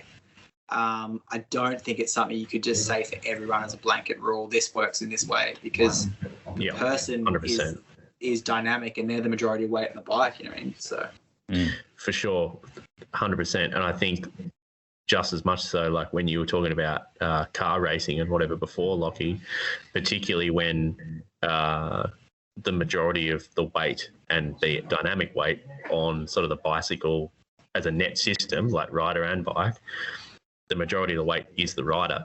It's not like with car racing, you tune the car because you're only adding a person to a tiny percentage of that net system. Where, yeah, it's going to depend so much on the different rider. Yeah, that's where I love like Geordie, and obviously Fox is the opposite to us, but like, you know, and I'm the same thing with like flexibility is a big thing and stretching before a ride, but you know, you constantly see him on dial talking about bringing the bars up, and it's like, well, the suspension and the body position are completely different to one another, and if you're trying to get the suspension to compensate for a body position thing, it's not going to run right. And that's where I think if you get into the telemetry thing of like, it needs to do this, it's just a rabbit hole that may come down to geometry. I don't know. 100%. Yep. Like before I do I actually got the bars today, which is sick, but I saw that, yeah. Before I do anything with my suspension, I'm running pretty much every bar stem height combo I possibly can on my bike to not only see what the body position is like, but to know if the stem height, so the bar height in relation to your stem or to the bars is different. So if I have a 10 mil rise bar and then a 30 mil rise bar, but they're at the exact same height, if there's any difference there due to reach. Yeah. Just because I can read everything on the internet, but I get bored of reading. So I can just go and do it. And thanks to KWT for sending me those bars. Might as well thank them. But it is amazing. Like, I just want to see what those body geometry things are like because, Geordie Cortez, the legend, my spirit animal, is always on about that. Yeah. And obviously you'd know a little bit about that, WRP stems. And well, I know. I'm not going to argue as to what's best or what I know. I know what a lot of people want to ride. Put it that way. Like I get a lot of stemming, like more than I can keep up with at the moment. But I certainly see what a lot of people want to ride, and man, it differs a lot. Like a lot. Like I only got hit up the other day. Well, I got hit up a few months ago, so I'm currently doing one already, and I never thought I'd get asked again, but I'm getting asked. I've been asked a couple of times now for like a zero reach stem, like one that mounts right to the top of the steerer. Full G. Like I wouldn't, like personally, I wouldn't run it. Like I'm a 50 mil guy. And it's just because all I've ran is 50 mil. I'm really intrigued to run Lachy's setup of 46 and try it because I think there's some clout. 44. Or 44, sorry. Yeah. I think there's some clout potentially to it. But yeah, I mean, I get hit up for like a 60 mil reach stem, and then the same day I'll get hit up for a 0 mil reach. So there's certainly like a lot of theories out there, and largely it comes down to what you're riding and how you ride too. I mean, a cross country stem man has like a 0 rise, like it droops down because you're so far over the front. So I think it depends. Like a lot of my friends that, and I'm the same way, I guess, that have had a BMX background seem to like longer stems. Like I'm saying, like 50 mil guy.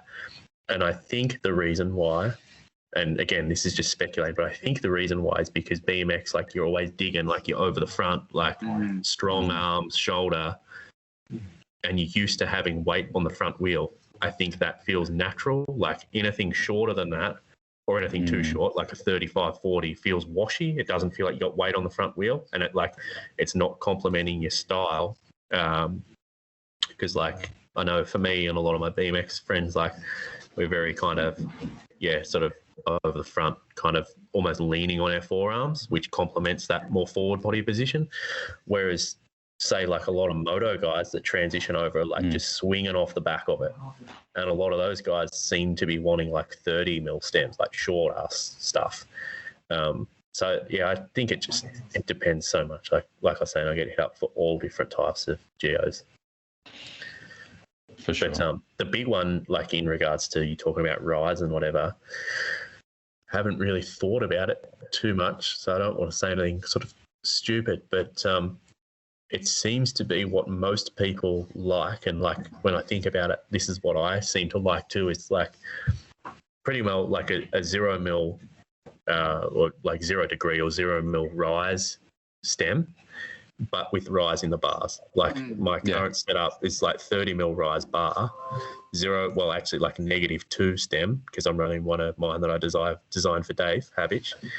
So that's a +2, -2. So depending on which way you flip it, it's got like 2 mil rise or 2 mil drop. So I run 2 mil drop, 30 mil rise in the bar, and that feels pretty good to me. But yeah, the rise in the stem's weird. I'm the same. Like, so I've been a 50 guy for a long time now, and I'd have a 40 on the trance. It just seems to work. When I went to the acid guy, I just couldn't deal with the longer stem. Weird thing that I won't get into, but yeah, the rise I got on the stem is +6, and it just screws in my head a little bit. Like, it just doesn't look right, and then it kind of changes the way the bars sit. Like, whereas I normally run a 38 bar rise, it's changing that, you know what I mean? So I have to change my spaces. Like, I like that stem being there, the amount of spaces being that, and then I can just change my bars on top. So for sure, yeah, 38 mil, that's tall. So with the stem thing too, I was gonna say, like, stem's the same as, you know, saying to Mick, I feel the same as suspension. It's like, what's the perfect stem? It's like, what's the perfect setup? It's like, well, what are you feeling? It's the same thing with the stem, you know what I mean? But yeah, so I run a high rise bar. I have really shit flexibility in my ankles. And because I have shit flexibility in my ankles, I can't get my weight off the back of the bike enough. And I'm very frontward heavy. So if my bars are too low, I just go over the bars all the time. So I found with the higher bars, I can position back a little bit better and have that central mass less weighted on the front wheel. The other thing you got to remember too, and this is what I've always thought by having the rise in the bar, is that the more rise it's like, obviously you don't want to go dramatic, but the more rise it's in the bar, the more effect that bar roll is going to have on your ergo. So if you've got like, just like I said, a bull bars, like straight, no rise bars, obviously the roll doesn't matter where it is. Like if it's 180 upside down, it's still going to feel the same. Whereas say like a 30 mil rise or a 38 mil rise bar, if you change that only by a degree, like it's going to have a dramatic effect. So for me, I've always liked a higher bar just because I can fine tune the riding position just with bar roll. Yeah. But, yeah. And with the number mix, so say you've got a riser stem. So my stem at the moment is a 6 mil at a 40. 40 length, 6 rise. Yeah, yep. So is that effectively a shorter stem from the way it's being ridden because it's up? Yes, slightly. Depends on how the stem company measures it. It does. Because there are some stems that may or may not have a number and a letter in them that measure it one way. Like, I think a lot of Euros measure it from the center to the center point of the bar. So it's 100 mils there, but it ends up actually being a 90. Like, it can be like 5 mils shorter. Yeah, okay. Because they haven't measured it horizontally, whereas some measure it horizontally and then add the drop. Yeah. So it actually ends up being like a 105. Yeah. But you're right. Like in the conventional sort of, conventionally speaking, like when I design a stem, like from the middle of steerer to the middle of the bar, so it's like 40 mil, and then at a right angle to that is your rise. Yes, effectively, like if you've got, just say like a 10 mil rise, because it's going to be coming back to you at the angle of your head angle, effectively, yes, your reach is getting less. Yes, that's what wigs me out with the rise. That's why I like zero rise. Same here. Yeah, absolutely. Exactly. Yeah. I think we'll jump on geometry and stuff for the next one for sure, and include this because it was kind of something we're going to discuss a little bit with Cannondale versus Norco and stuff, but I think we could do a whole nother episode just on geo and how that affects you. Yeah, ergo is a big good one. And that not everyone needs a 62-degree head angle. And not everyone needs a 500 mil reach either. Reach is getting too long. Hopefully the guys at work listen to this, but yeah, Triffin and Hayden have been having many discussion about Triffin's extra large Kona with reach. And I looked at the number today and I was like, whoa. Was it like 520? 525, I think it was. That's big. He's tall. He's taller than me. I'm short. But like, I was like, whoa. Yeah. Yeah. I like my front tire and rear tire to be on the same jump, like at the same time. Yeah. I don't want my front tire landing while my rear tire is still taking off. That's so funny how people go down like the whole longer bike thing. It's like, if anything, guys at the top level are coming back.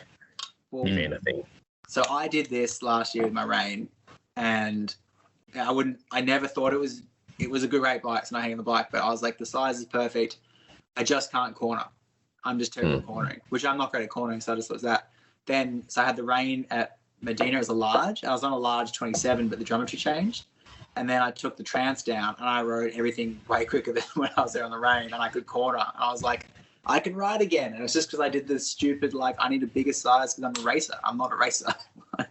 The big thing with that Rain, though, and I know we said we wouldn't go down the geometry right now, but I think there was 35 mil different between a medium and a large Rain. And I was in between. Yeah, because I rode a large, and then I looked at a medium, and it was just like it was almost 2 sizes down. So, and that's the other thing you got to take. And again, we'll kind of cut a bit of this short, but back to the original point about a high pivot, that's the other thing you got to remember with a high pivot is because your wheelbase is lengthening and both wheels are moving backwards, so your body weight, like your center of mass, is effectively going forward.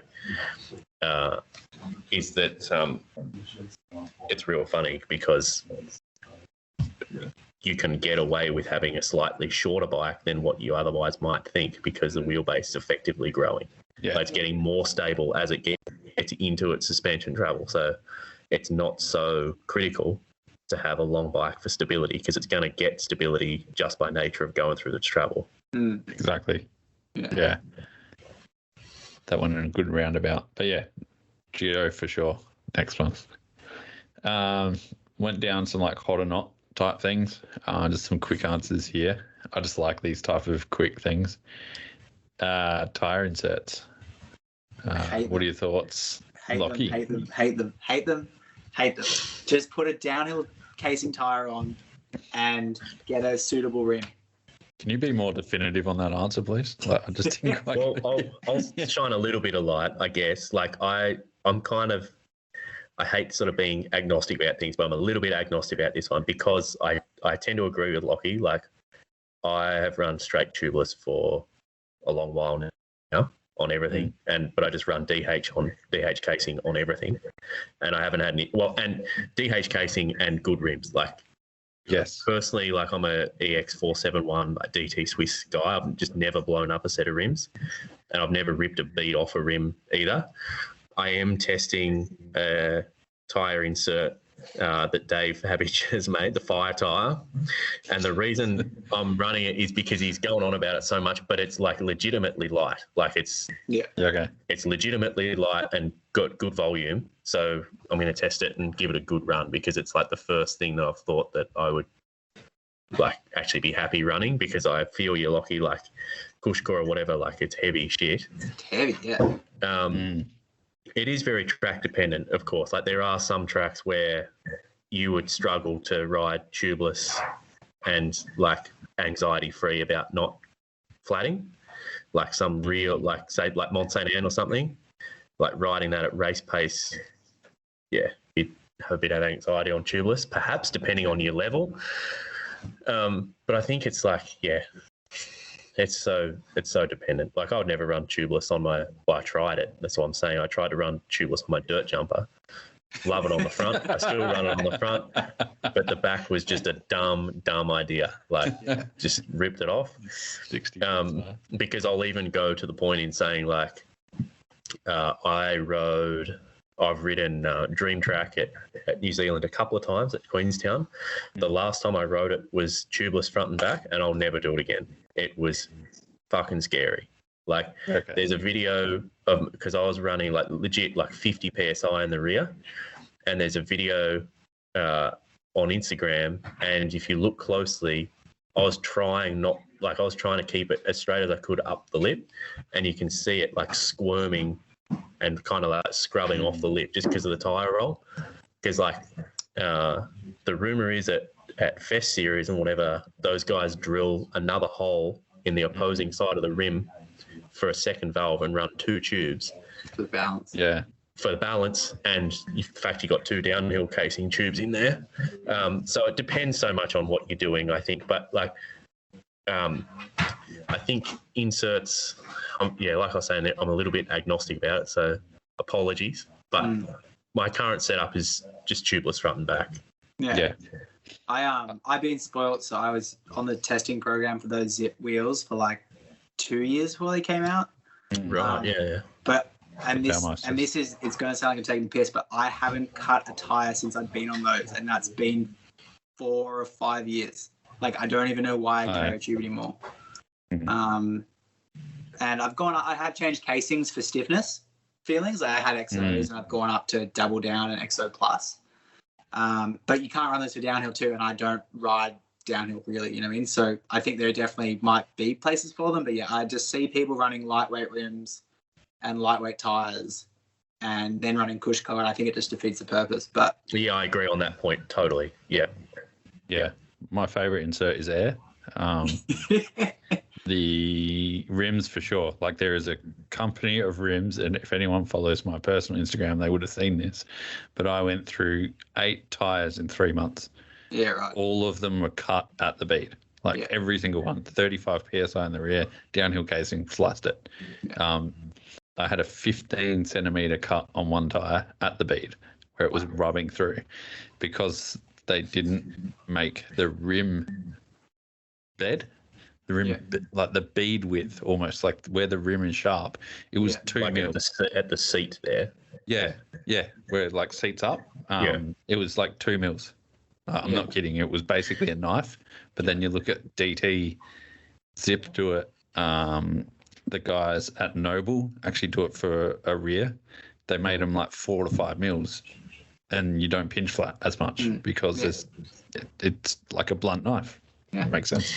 The other thing too, that like on that same point, like what Lachy was saying as well, like DH casing obviously, and then there's a big difference between wire bead and folding bead too. Yeah, huge difference.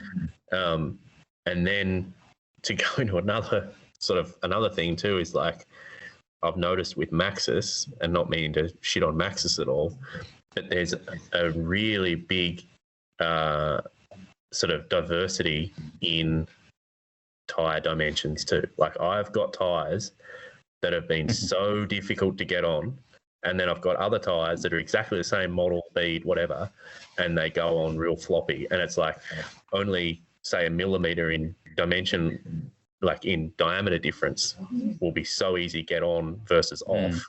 Like I put a downhill tire on a while ago, just like a year ago, and it like Maxxis DHR2, and it was so hard to get on. I'm like, right, that thing is never coming off. Like, I could run 15 PSI and shroud the shit out of stuff, and that thing is not coming off. So yeah, that's kind of interesting. And if you another point too, I guess, is, without trying to go down a rabbit hole sort of too much, is that there are factory teams that glue tires on as well, which I think that that's actually a pretty smart idea. If you can afford to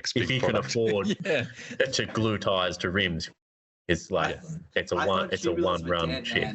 On that. Yes, let's do it.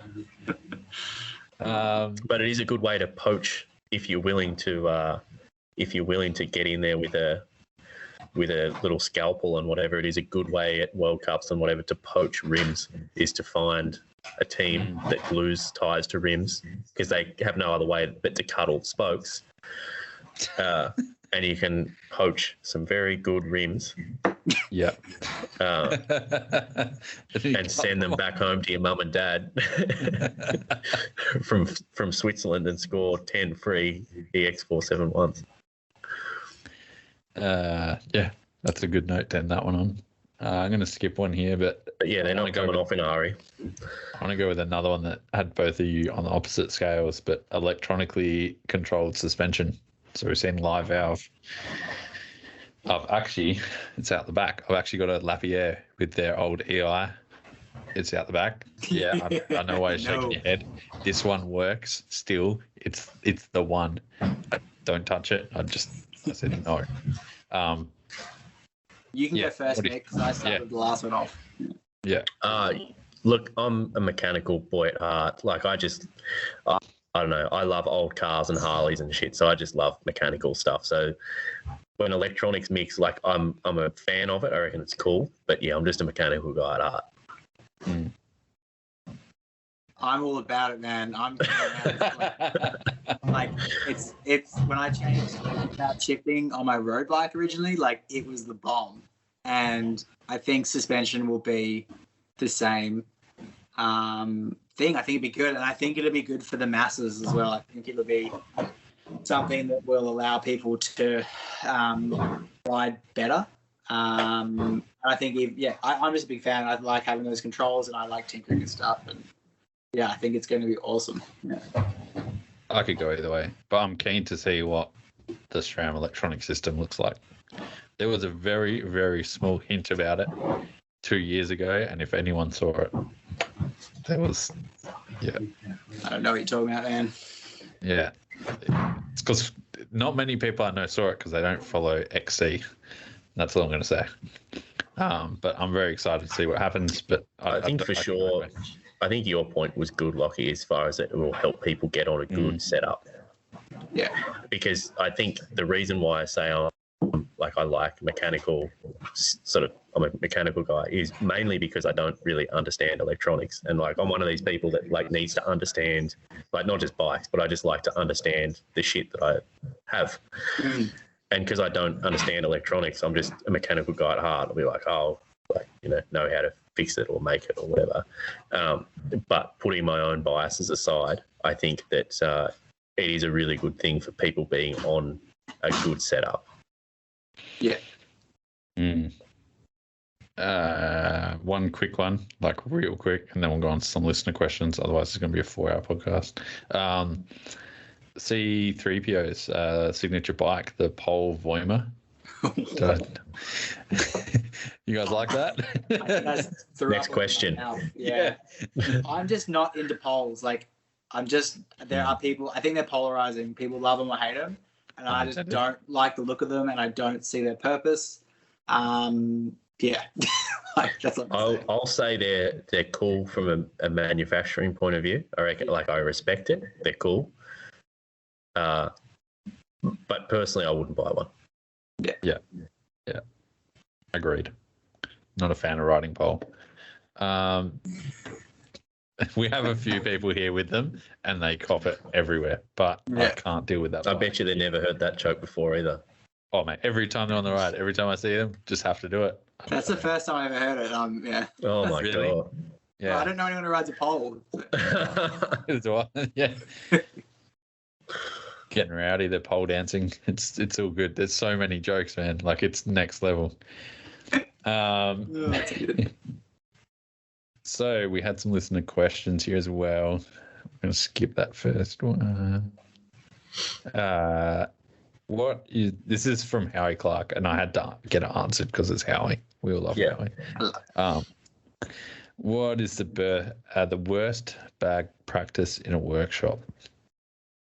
So, you can go, mate. I kicked off the last one.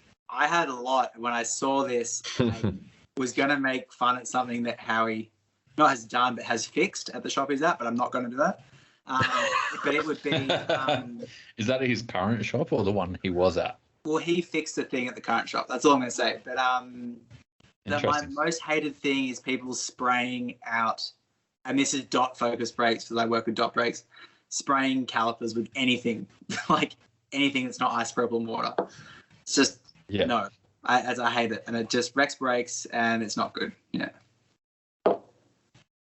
And Mick, you're cool. Yeah, I guess I'm not a workshop guy. Like I've never worked as a mechanic in a bike shop type thing, but just from a larger point of view, like any workshop, whether it be car, motorbike, bike, whatever, is just cleanliness. Like I just hate walking into anywhere and it just being real unclean.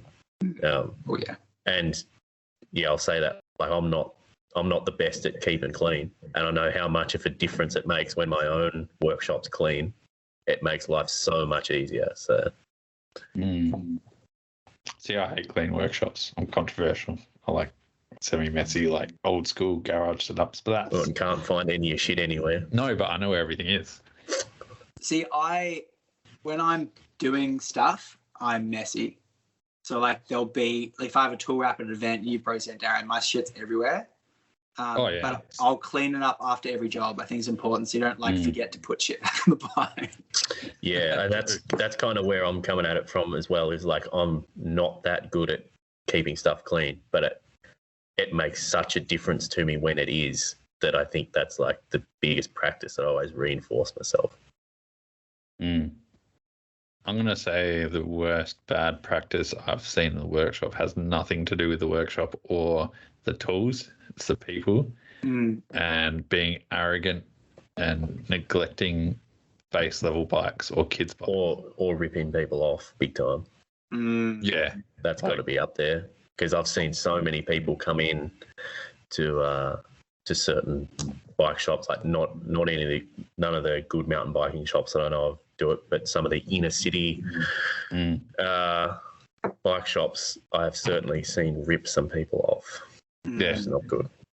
I think the neglecting thing's big. Like, don't get me wrong, I probably wouldn't go back into a shop and want to service kids' bikes, but I do get what you mean. Like, you got to give them time of day.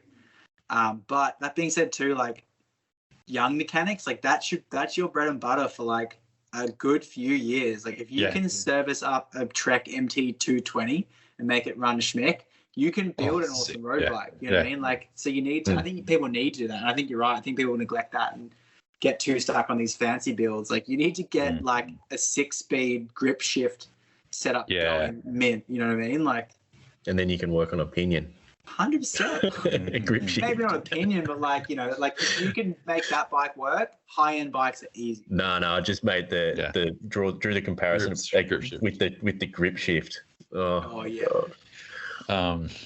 Yeah, like, and if you've ever had a kid's bike, I've seen it happen to somewhere else where their brakes failed and the parent came in. You will never ever fuck up a kid's bike again, like, because you're dead. Like, So brakes are brakes scare me for that reason. Like, it's one of the few things that's a very big safety thing. You know what I mean? hate working on brakes. I hate it, like, with a passion. I love it, but scary. No, just because they're scary. Like, they're easy, but they're just scary. Second one from Harry Clark, because it was a 2-part question. What's your favourite tool? I would say isopropyl. Because you drank it, or because you just... It's a different type of alcohol to what you can drink, you know. Oh, shit. These are mine. The Jesus pliers. I don't know. They're just... You do everything with. I don't know if this will be on video in the end, but they're the Nipex 180 mil parallel pliers, and they are the best thing in the world. No, I'd have to, like, it'd be hard to, legitimately though, it would be hard to go past a good set of Allen keys, because, like, I could literally pull down, 90+% of like my bikes with just Allen keys. Yeah. So it's hard to go past a good set. Good Allen keys are, like I bought a set of Silkas when I was in Sydney, so that would now be 5 years ago. They're Silka T-bars. T-bars, yeah. Oh, yeah. And they have been amazing, man. So I've broken one T25, which got warranted straight away. And that was it. Like, they're awesome. So, like, good. I think, if there wasn't a favorite tool, it'd just be quality tools. But, There's nothing worse than an Allen key that doesn't have a ball end. I hate ball ends. Do you? Oh, yes. Similar, No, yeah. Well, Snip 'em one off. that's a ball end, and the other one's just flat end. No, I can't do them, mate. Oh, really? Round shit out. Like bad bolts, they'll just ruin them like every day of the week. Okay. Yeah. I have a random tool that I love because it was free/stolen from my girlfriend's makeup box. It's like these cuticle snippers, Ooh. and they're a 45-degree angle, dead sharp blade, like amazing. And they'll cut nails, so they cut zip ties dead flush every time. They Dude, weigh get like some of those for sure. they're $3, and they weigh nothing. Yeah, right. Down right From now. pharmacy online or something. Yeah, they're just cuticle cutters or something, and they cut everything like bar tape. If they're big enough, they'll cut the True. electrical tape like dead straight. Ugh. And just trimming down like little like feathers and stuff. Like they're just good. Yeah, there is nothing worse than a zip tie that's not flush. Oh man, I taught that. I've cut many a zip tie that's not flush too. Yeah, I taught a stew where we had a live stew. We had a bunch of female mechanics, which was one of the best things we've ever done. But part of that was showing everyone to cut zip ties flush. Like it's such a thing that people don't do, and they kill you. Like they fuck you up, man. Like. Oh yeah, it's death by 1,000 blades. Yeah, just walking around the back. Yeah, I'm getting some of those, man. Those look good. Just small, something small.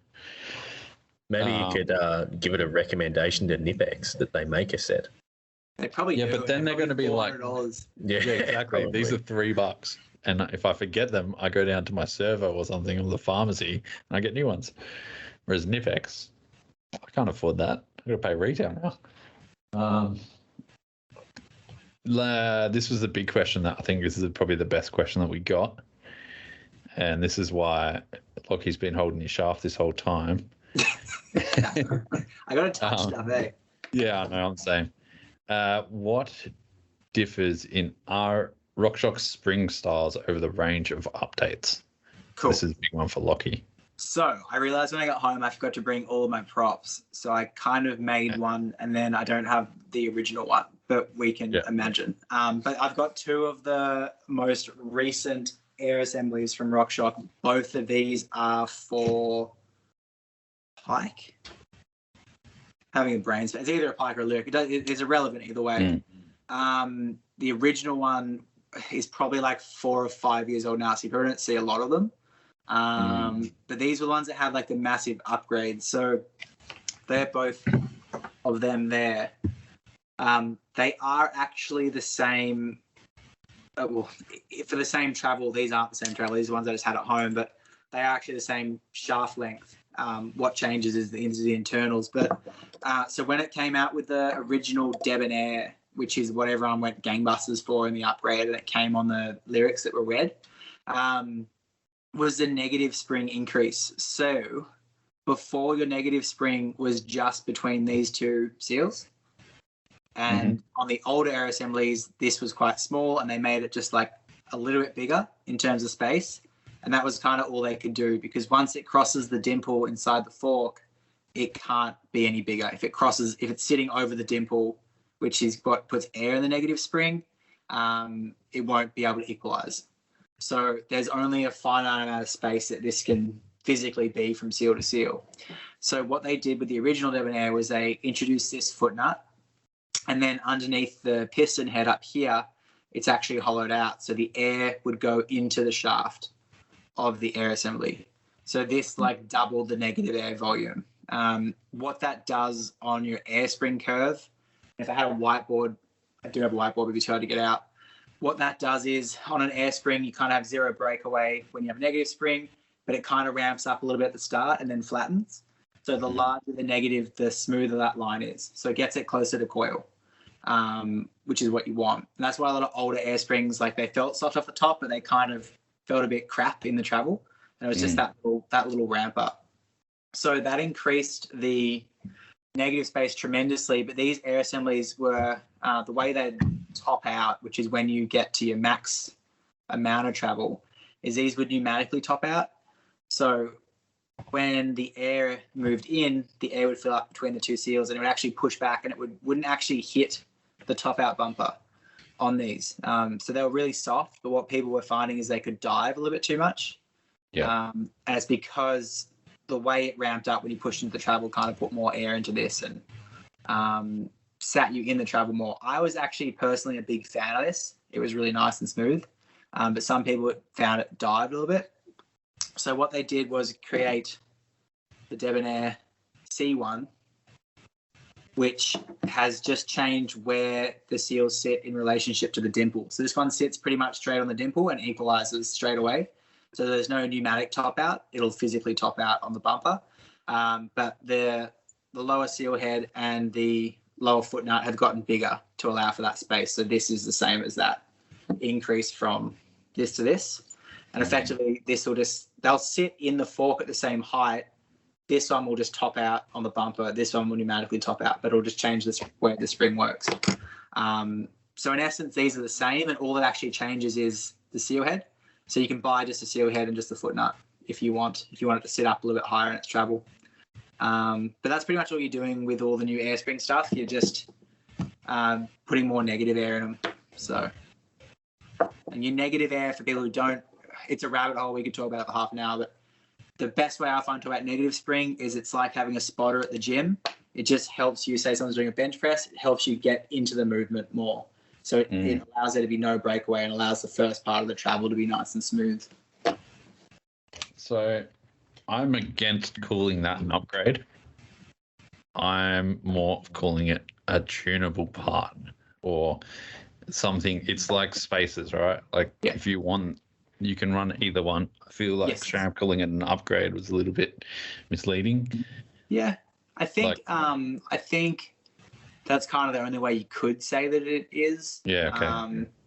Just because like that one's now the norm and that one isn't.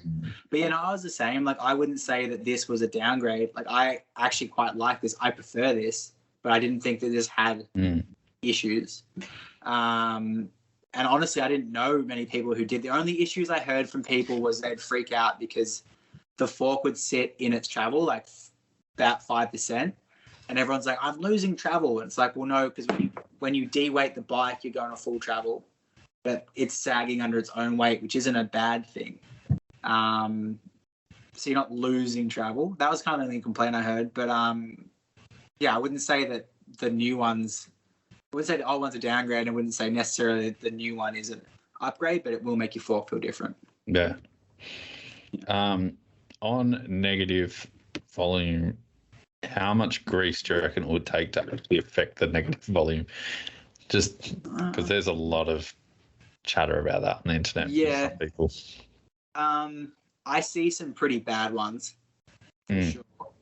Like, so the tube in here is a fair amount of space for sure, but the main part of the spring's up here, right? So you've got grease sitting here, like that's probably 20% of your negative volume gone. You know what I mean? And that grease isn't doing anything there. You know what I mean? Like that's not helping anything move around. It's like I've heard things where it's like the grease migrates where it's going to make it smoother, and it's not really the case. On these now, you just run dynamic seal on the top, and then you actually coat the tube of the CSU with dynamic seal grease, and then you put 0W30 in the tube as well. That will allow this to maintain how smooth it is. And that's probably why Mick, as we were saying before the podcast, your box is feeling good because it has that up top. But you don't want anything in here. Like just put it on the seal. That's the only bit that's moving, and leave this thing nice and clean. Yeah. Sick. Cool. Did you learn something from that one, Mick? No way. Boxer feels amazing. That's it, mate. Yeah, like I said earlier, mechanical engineer type guy, but I'm not going to jump in and say I understand the internals of suspension. What is he, dude?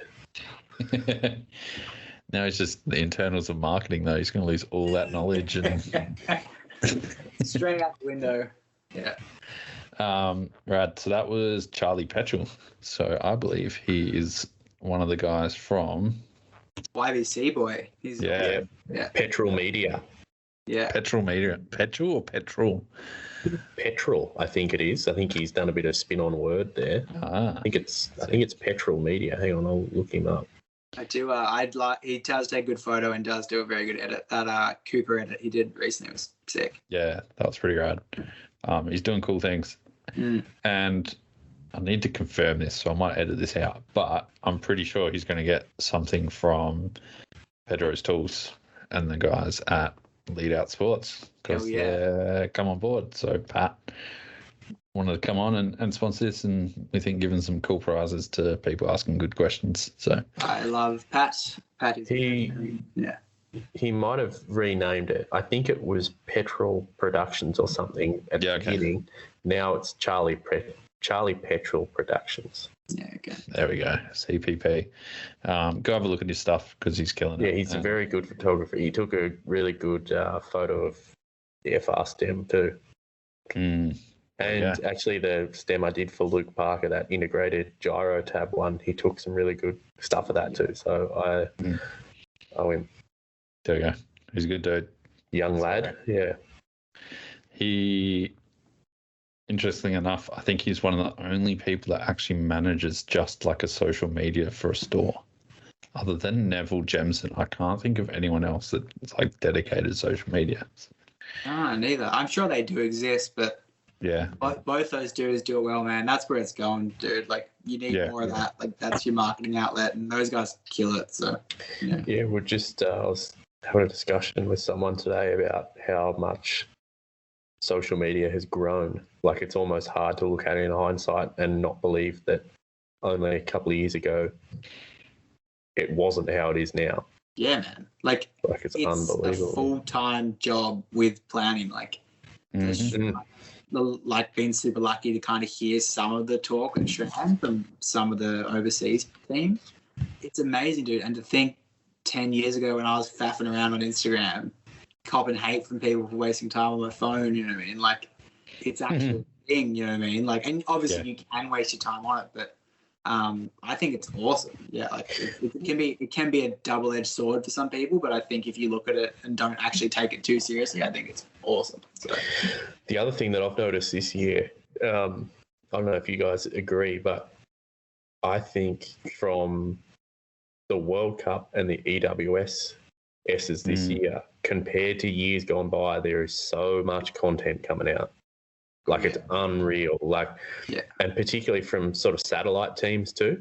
Yeah. Like the factory teams, obviously, like they employ their own photographers and mainly kind of videographers and that. But mainly from the satellite team guys, they're documenting everything, even if it's just like posting stories and whatever. But I'm into the like privateer type stuff, so I follow a lot of of the satellite teams, and there's so much on there. Like, and in years gone by, it was like, other than the factory guys, you didn't see really any coverage of the races. Like I've been in a couple of myself. It's like it didn't happen. Like unless you were there, it didn't really happen.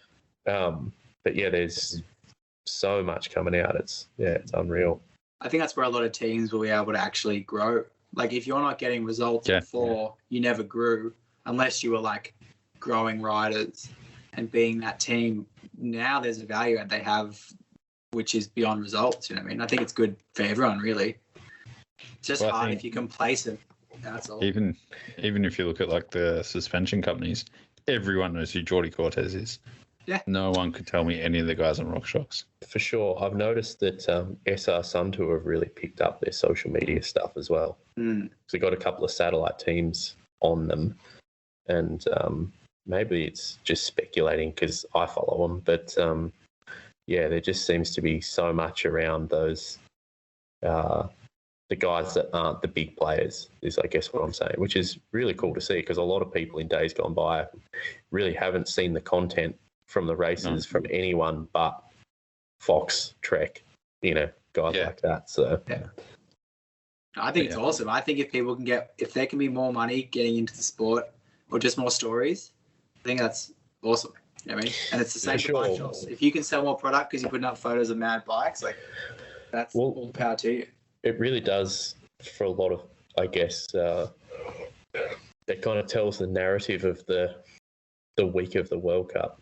rather than just like the weekend of finals. Like it's 100%. really like if you wanted to, you could go on one of these teams kind of Instagram and follow it along and pretty well follow the whole narrative of the week leading up, like them setting up the pits, all that type of stuff. And whether it's good or bad, sometimes it might be a little bit of information overload, but it's certainly come a long way.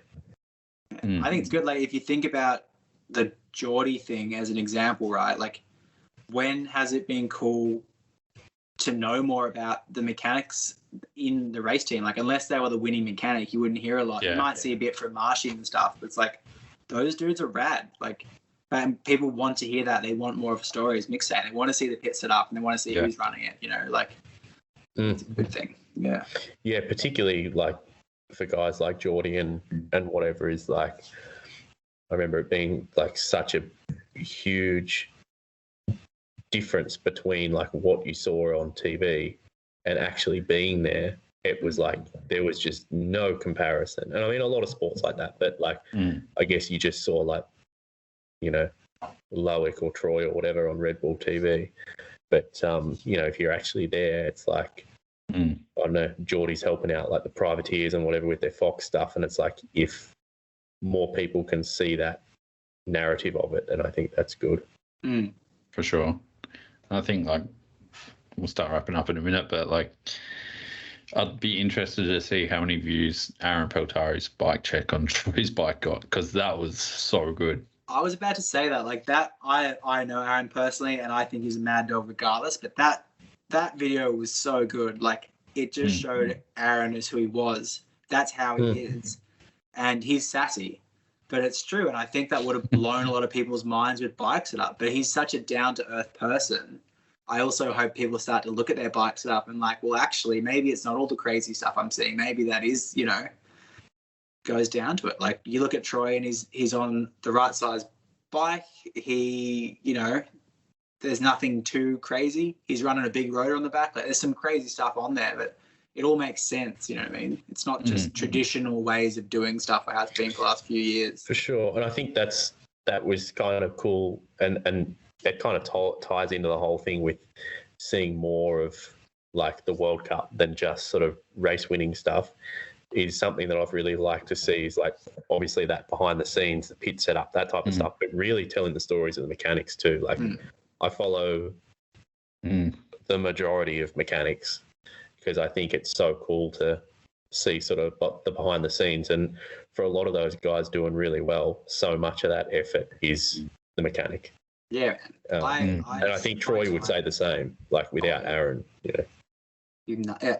Like it's a team, yeah. When I was overseas wrenching, like I learned so much from those dudes. Like, you know, I got to speak with Marshy and Monk and stuff when they were there, and just the little interactions I had, crazy the amount of stuff I learned. You know what I mean? And I feel that's only gonna be better if that can get told to more people. Like, you know, and stuff I've learned from Nige and stuff. Like I wouldn't be the person I am today without learning those little tidbits. You know what I mean? Like little things. So.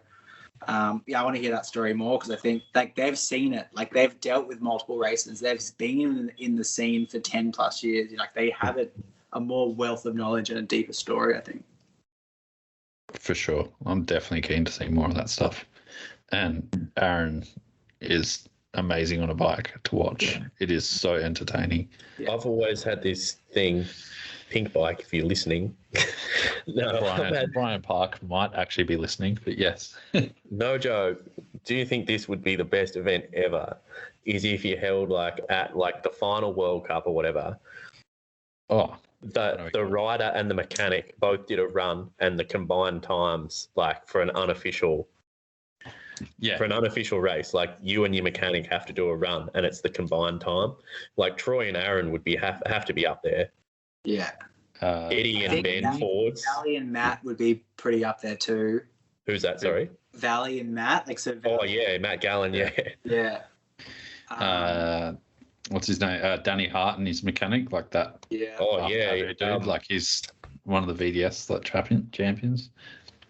For sure, there'd be a few, but the point being is like all the riders get mechanics that can ride, and I actually think it would be a good race. Like I reckon it'd be sick, even if it was a Crankworks or something. Like it'd be pretty cool. They were doing an industry worlds for a while there. I remember. Yeah, that was sick. They need to bring that back for sure. Like, yeah. Like, because they had the media worlds as well. That was it, media worlds. Yeah, with like Sven Martin and stuff. Yeah, and Sven smoked everyone. Yeah, yeah, because he can shred. That one he did today at the Latuil, like he did a GoPro just. Yeah. Oh, dude, he's hooking, eh? Like, I haven't seen it yet. I want to look at that. So good. For an old dude, he goes all right.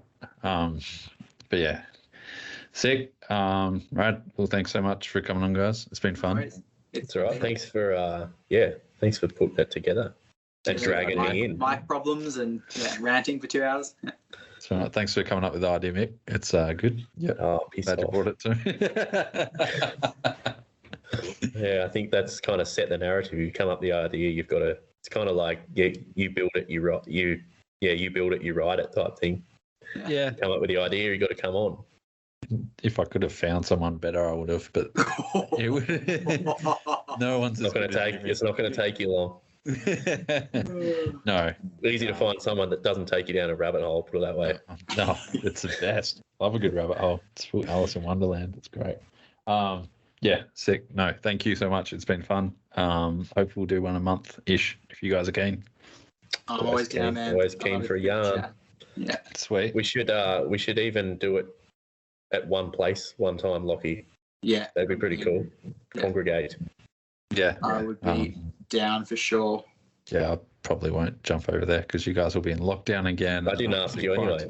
I will go to you because I didn't realize where you lived until you had to come pick up that fork from me, and I felt so bad. So I'll go to you because I owe you. So. He's in the sticks. He's almost here. It's probably it might actually be better just to meet his because I could probably drive there. That's true. Yeah. I was in Melbourne. Like, I thought you were in Melbourne, Mick. And I was like, just come round. And then when you were like, oh, I don't know Melbourne either because I'm not from here. But then I was talking to, when you were there and Jess was there, she was like, whoa, that's really far away. Oh, no, it was cool. Whatever. Well, I was in real desperate need for a set of forks too. So, no, it's all good. I'll come to you and I check out the workshop. So. Yeah. No worries. Take the Trinity for a ride. And hopefully next time I'll have ridden my Cannondale. So that'd be good because then we can talk Geo. Yeah, do some weird stuff. Cool. Sick. Sweet ass. Thanks, guys. Enjoy the rest of your night, mate. Yeah, take care. Cheers. See ya. Bye. Bye.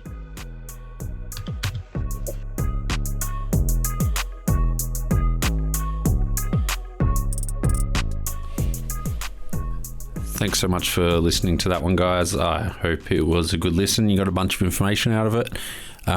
Hopefully the next one is just as good. Remember, if you've got any questions or anything you want to ask Mick, Lachy, or myself, especially if you want misguided information from myself, feel free to hit us up on Instagram or send us an email to beyondthetape.podcast@gmail.com and we'll try and get your questions in there. Remember, best questions will win something from Pedro's or from Lead Out Sports. So make sure you get good questions in and we'll try and help you out.